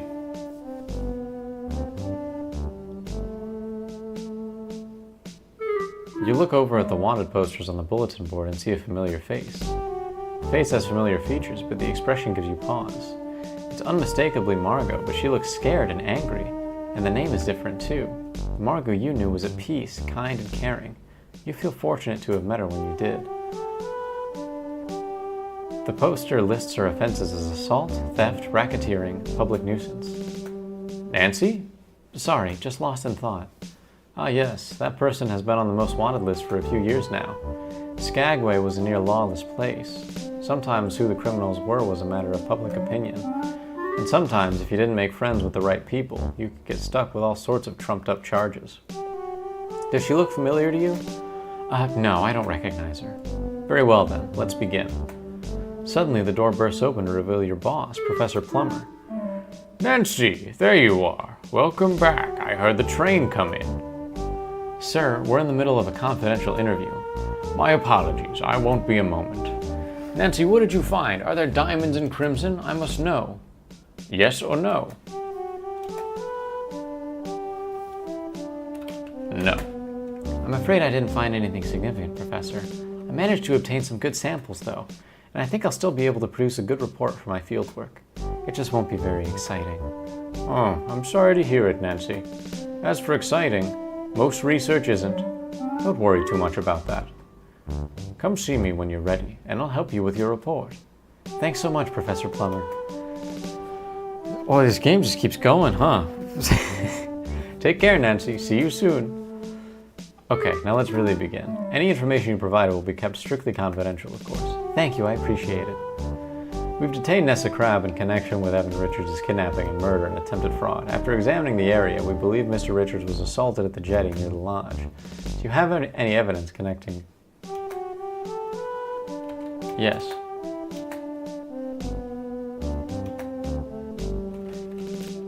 Footprints.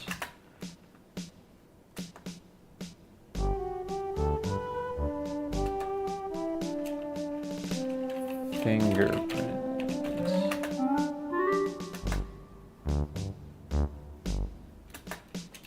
Almonds.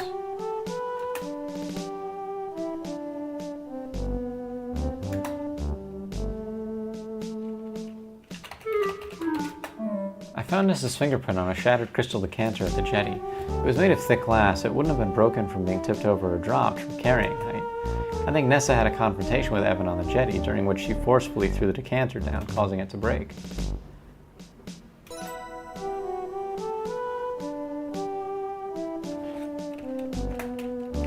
Yes. Hair. I recovered these hairs from the woods north of the jetty. I'm pretty confident they belong to Nessa.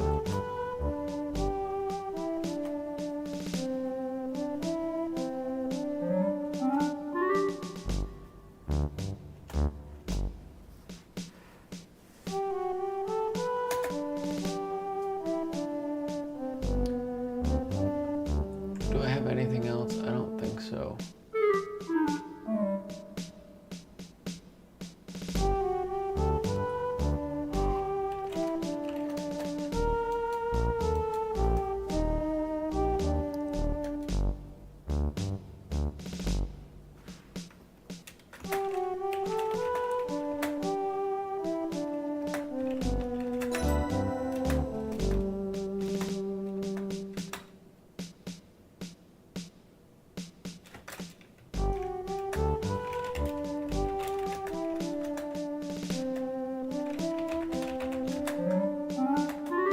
Is there anything else you saw or heard that helped you deduce that Mr. Richards was taken to the Garnet Mine?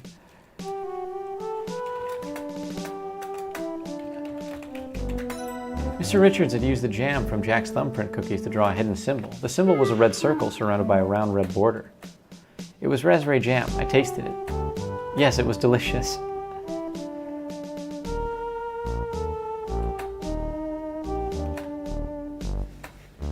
Mr. Richards was talking about the Garnet Mines at the dinner on the night I arrived in Crimson. He said they've been deserted for years. It was the perfect place for them to hide him.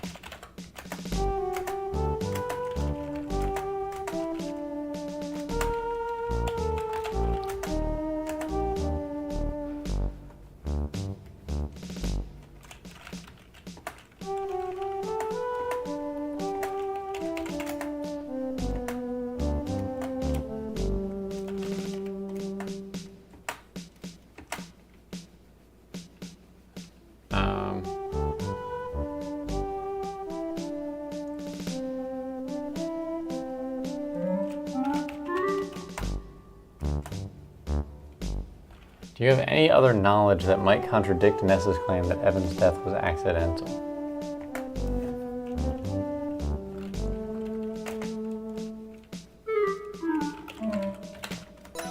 Mr. Richards was allergic to almonds and had been since childhood. It was common knowledge that Nessa brought Jordan almonds with her when she returned to the lodge.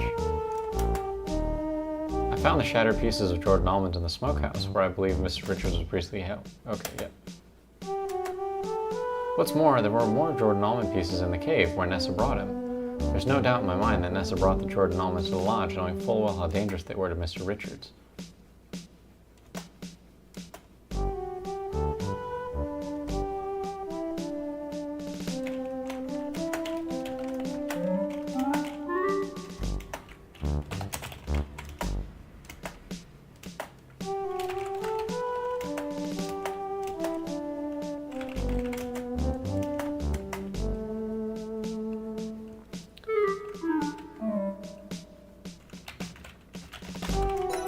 I found Corvus's shoe prints on the jetty in the woods leading away from the jetty and leading into the smokehouse. The shoe prints on the jetty must have been formed when he stepped into the spilt whiskey, and they were still wet. That suggests to me that he was either present during the abduction of Mr. Richards or soon after. Considering the scuff marks I saw on the jetty, Mr. Richards was dragged away with some force. I doubt Nessa, an elderly lady, could have dragged her brother away with that amount of force.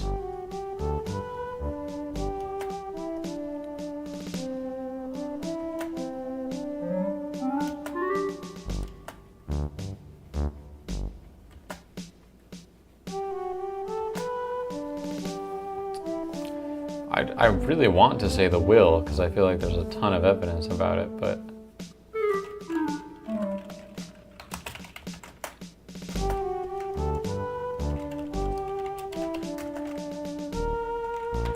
I'll just say no.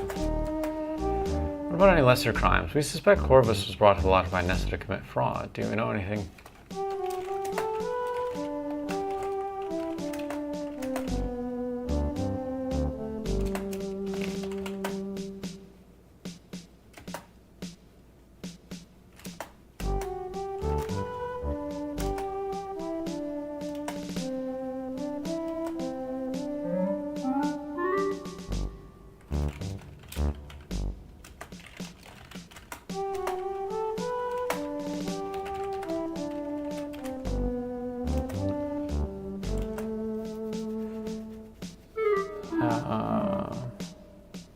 Did I find anything else?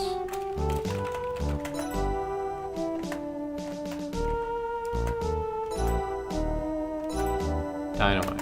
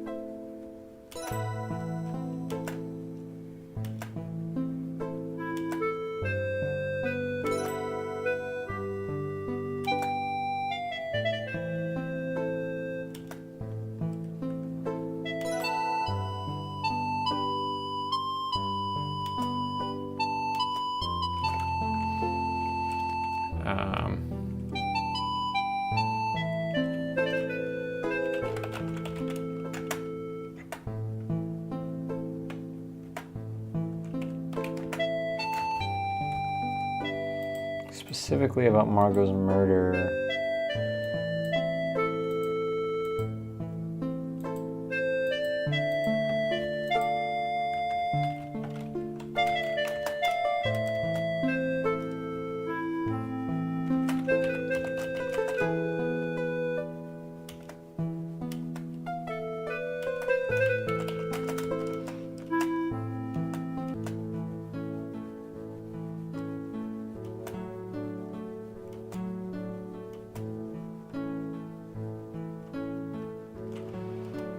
Professor Plummer proves to be an enthusiastic and patient mentor, despite his mild disappointment at the unremarkable findings. You impressed him with your attention to detail and hard work. Together you produced an impeccable field report. It was published by the Royal Canadian Museum and eventually endorsed by the Geological Survey of Canada. Your first publication, Nancy, a real feather in your cap. Weeks pass. Soon you're immersed in your regular life. You become an expert on the filing system and even suggest some ways to improve it. You find yourself missing the fresh air, the roaring waterfalls, and the rushing rivers of crimson. You wonder if you'll ever hear about how things are going up there, until one day. There you are, Nancy. I thought today's newspaper might be of interest to you. The third largest article is about Nessa Crab. She's considered a fugitive and wanted in connection with her brother's murder and kidnapping and attempted fraud. The article mentions that Nessa's alleged accomplice Corvus Shaw is being charged for his role in Evan's murder and kidnapping and attempted fraud. You're relieved to see no mention of Crimson anywhere, not even the smallest news items. You figure no news is good news. There's no mention at all about Albert's attempted sabotage, only that there will be minor delays.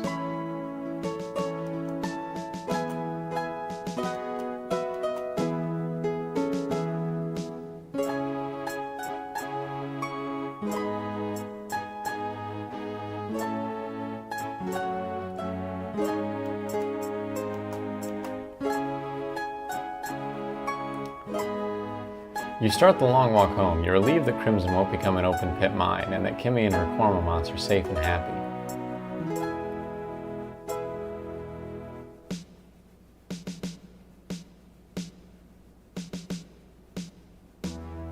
Hiya, Nancy.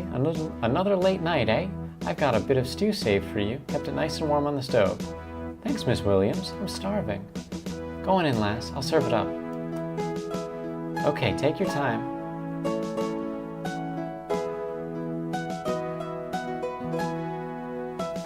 We're still in it, y'all. We're still in this game. Miss Williams ladles a hearty bowl of stew and slices a bit of bread for you. The food is delicious and warms you to the bone. She sits down with you and the two have chat about the goings-on in the neighborhood. You're grateful she rents you a room so cheaply. Museum clerks don't get paid very much. What is happening? Once your belly's full and Miss Williams has washed the bowl, she waves you away from this menial task. You step lightly upstairs, lest you wake the other lodgers. Well, this is my house. Oh, it kind of looks like it sucks.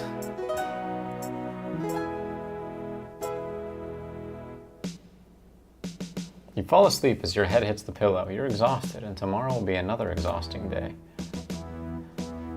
Jailed, we got her. But every exhausting day is another step closer to making your dreams come true. Well done, Nancy. You did a good job with sussing out the motives and actions of the other guests, but you missed the mark on a few things. You scored 16 points out of 24 during your pre-departure ponderings. You performed satisfactory during your interview with the ranger, but you could have been more helpful. You scored 9 points out of 19 during your interview with Ranger Murdoch. You could have done better in your investigation reporting of Margot's death, but you did your best. You scored 4 points out of 8 for your Margot investigation. Yeah, I do feel like I dropped the ball on that one. But they give you everything. Everything happens in the middle of the game, kind of. I'm sure there's little stuff that I could do at the beginning, but it's very linear, and then it's like, okay, here's 3 problems that you need to solve all at once now. Carl Leffler was tried and found guilty of sabotage of the railway bridge. He was incarcerated at Kingston Penitentiary until his death 12 years later of a heart attack. The Solaks were patrolled by the Northwest Mounted Police for the duration of the Great War, and no other sabotage attempts were made. Thanks to this vigilance, Canadian supply lines along the Great Lakes waterways remain uninterrupted. This played an important part in Commonwealth war efforts. It crucially contributed to the Allied victory. Corvus Shaw was found guilty of being an accomplice in Evan's kidnapping and murder. He was disbarred and served 8 years in a medium-security prison. Upon release, he dedicated himself to community service. You wish you'd recovered evidence for the authorities to charge him with forgery and attempted fraud, but you're glad he had to face the consequences of the other crimes. Margot was laid to rest alongside Evan and his parents in Crimson, lushly overgrown cemetery. In an informal service attended by Jack, Nathan, and Kimmy, you wish you'd been able to make Nessa's face to make Nessa face justice for Margot's murder, but at least Margot's at rest where she was loved. Kimmy stayed on at the lodge until after the autumn migration of the birds, when she returned to Vancouver to be with her family. From then on, she'd visit Crimson for the spring and autumn migrations, as well as the cormorant's nesting season every summer. Following Evan's death, Jack remained at the lodge, continuing to take care of it under the supervision of the Cardinal family. When Jack became old and creaky, the Cardinals in turn took care of him. Nathan Cardinal had a verbal agreement with Evan about the fate of the lodge, but unfortunately, Evan died before he was able to put it into writing. Nessa had such serious charges laid against her, including Evan's murder, that her face was put on wanted posters all across Canada, and she was quickly apprehended, found guilty, and imprisoned. As a result, she was unable to meddle further in her brother's affairs. The land and the lodge were passed on to the Cardinal family with no dispute. With every passing year, everything but the lodge and the train station were slowly reclaimed by the wilderness. The secret of the Crimson Diamonds remained hidden. Nessa Crabbe was never seen again. It could be that she never made it out of the mine, or that she kept a low profile after her escape. It rankles you that she got away with at least one murder. You find yourself looking over your shoulder often. You still see her vengeful, firelit face in your nightmares. Evan Richards was buried alongside Margot and his parents in Crimson, which is exactly what he wanted. Some say his restless spirit haunts the cemetery to this day, mourning the suspicious demise of his lady love. You have many sleepless nights over the fact that not only did Nessa get away, but also you weren't able to prove that she murdered Margot. You hope Mr. Richards would forgive you if he knew. You continue working diligently as a clerk at the Royal Canadian Museum. A month later, you're accepted at the University of Toronto in the Department of Geology and Paleontology as an undergrad. Professor Plumer spoke highly of your fieldwork in Crimson in his letter of recommendation. Although your findings weren't revolutionary, he tells you that impeccable work regardless of result is the bedrock of any scientific discipline and that he's very proud of you. A few months later, you receive a letter from Ranger Murdoch praising your investigative prowess and tenacity in helping foil the sabotage attempt at the Solocks. He says you're a natural detective and that he hopes your paths will cross again someday. Thanks for playing. Whew.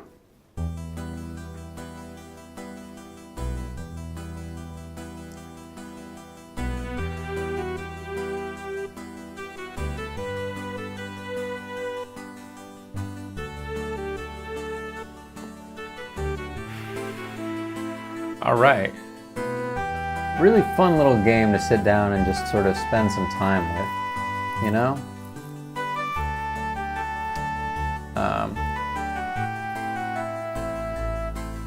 It was, I didn't get a perfect score. It felt obtuse at times in ways that I wasn't the biggest fan of, but all puzzle games do. All puzzle games do. And I think that, like, it's so hard because there's so much going on in the world and in, like, life at any given moment. I feel like if this game were my main fix and it was the main thing that I was focusing on, I would have really liked to explore it more, you know what I mean? I still get very, like, progression-minded, especially when I stream. And I think my hunger, like, in that portion where there's so much happening at once, you're investigating Margot's death, and the main story with Evan is unfolding, and you've got to be collecting critical evidence against Albert. I struggle to balance those three tasks because I was making a very, like, modern gamer assumption that, like, okay, I've just got to progress the plot and then, like, everything else will get easier and snap into place. When really I think the game would have rewarded me slowing down and being very meticulous and, like, spending time thinking about things. Like, I should have been thinking about this game, like, at work for a little while, you know what I mean? Coming up with things to try, stuff like that. But, oh no, I'm not doing it again, at least not anytime soon. But very good, very charming little adventure. And I hope you all liked it. And I wish Julia Minamata, the creator of this game, well in their future game development endeavors, because that was a it felt nostalgic. It felt like something. It wasn't a text parser game, but there was a very old game in my third grade class. There was like a super old Macintosh computer, and there was a game for it that was like this exact kind of like color palette, this like low color palette or simple color palette. I don't know if this qualifies as 8-bit. I know 8-bit refers to color. But I don't know if this is true 8-bit or if there's another qualification for it. But I really love. There's that specific moment in time when games were so graphically limited.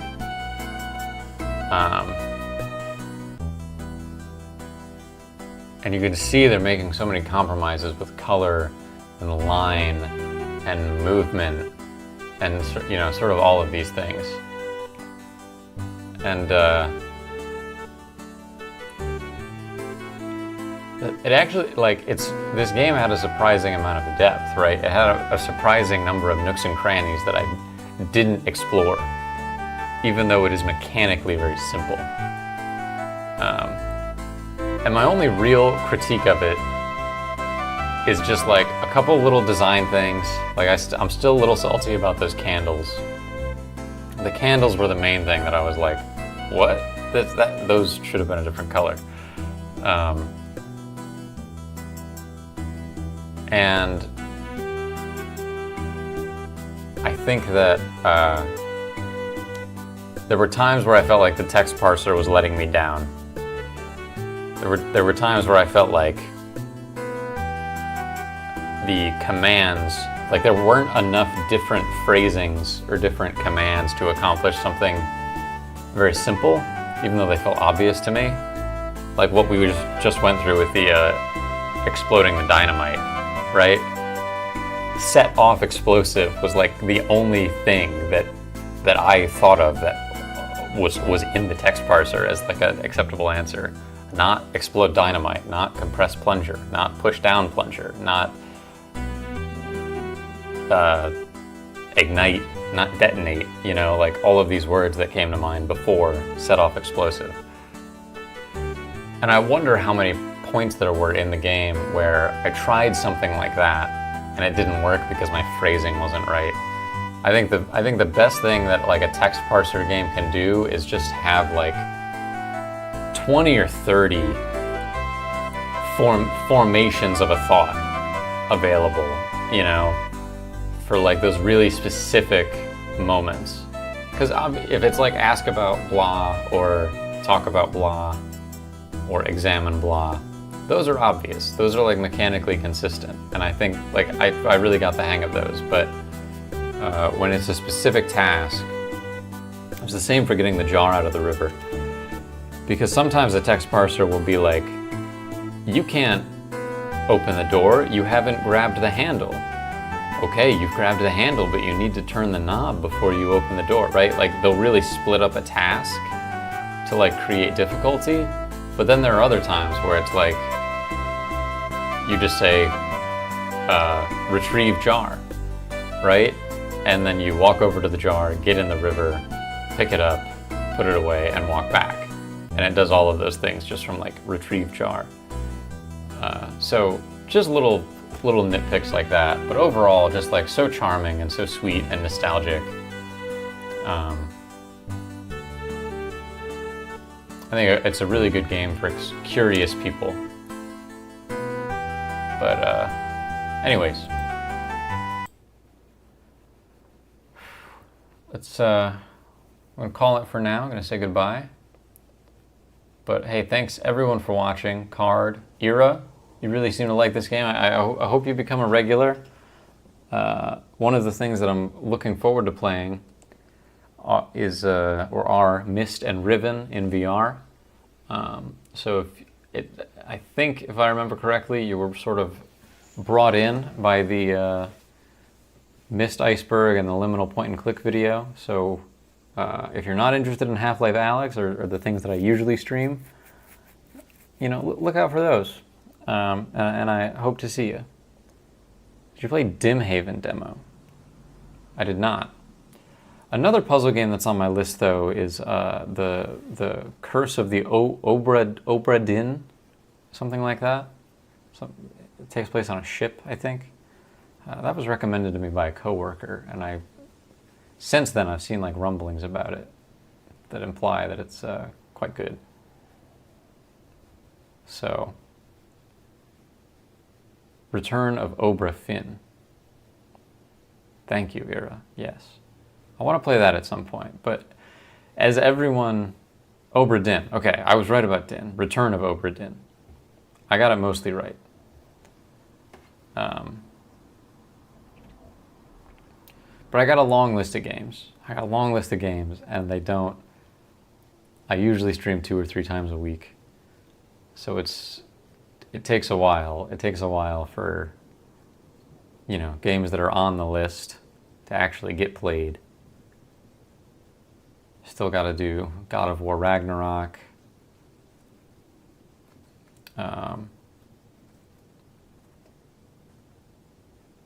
That's the only one that I can think of right now.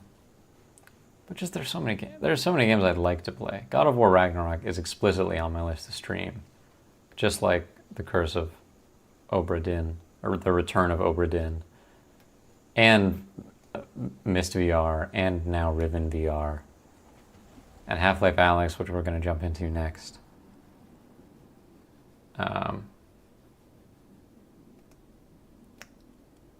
It's just a lot. It's even slower. It's even slower than the Crimson Diamond. Yeah, maybe it'll be a weeknight game. Maybe it'll be a more casual weeknight game. Because I've done that in the past with like Minecraft and like Pokemon, where I never set a time limit for myself. I never establish a time that I'm going to stream regularly. I don't tell myself, oh, I need to do this every night. It's just when I want to play during a weeknight, I'll just fire up the stream. And I think that's how I got to approach puzzle games. Like Grim Fandango and the Crimson Diamond and stuff like that. Because that will allow me, A, I'll be playing more often, so I'll be thinking about stuff more. And B, it'll be like at the forefront of my mind without being forced. Anyways. Thanks everyone for watching, seriously. I'll see y'all tomorrow. But I gotta go to bed now. It's late for me. So, see ya.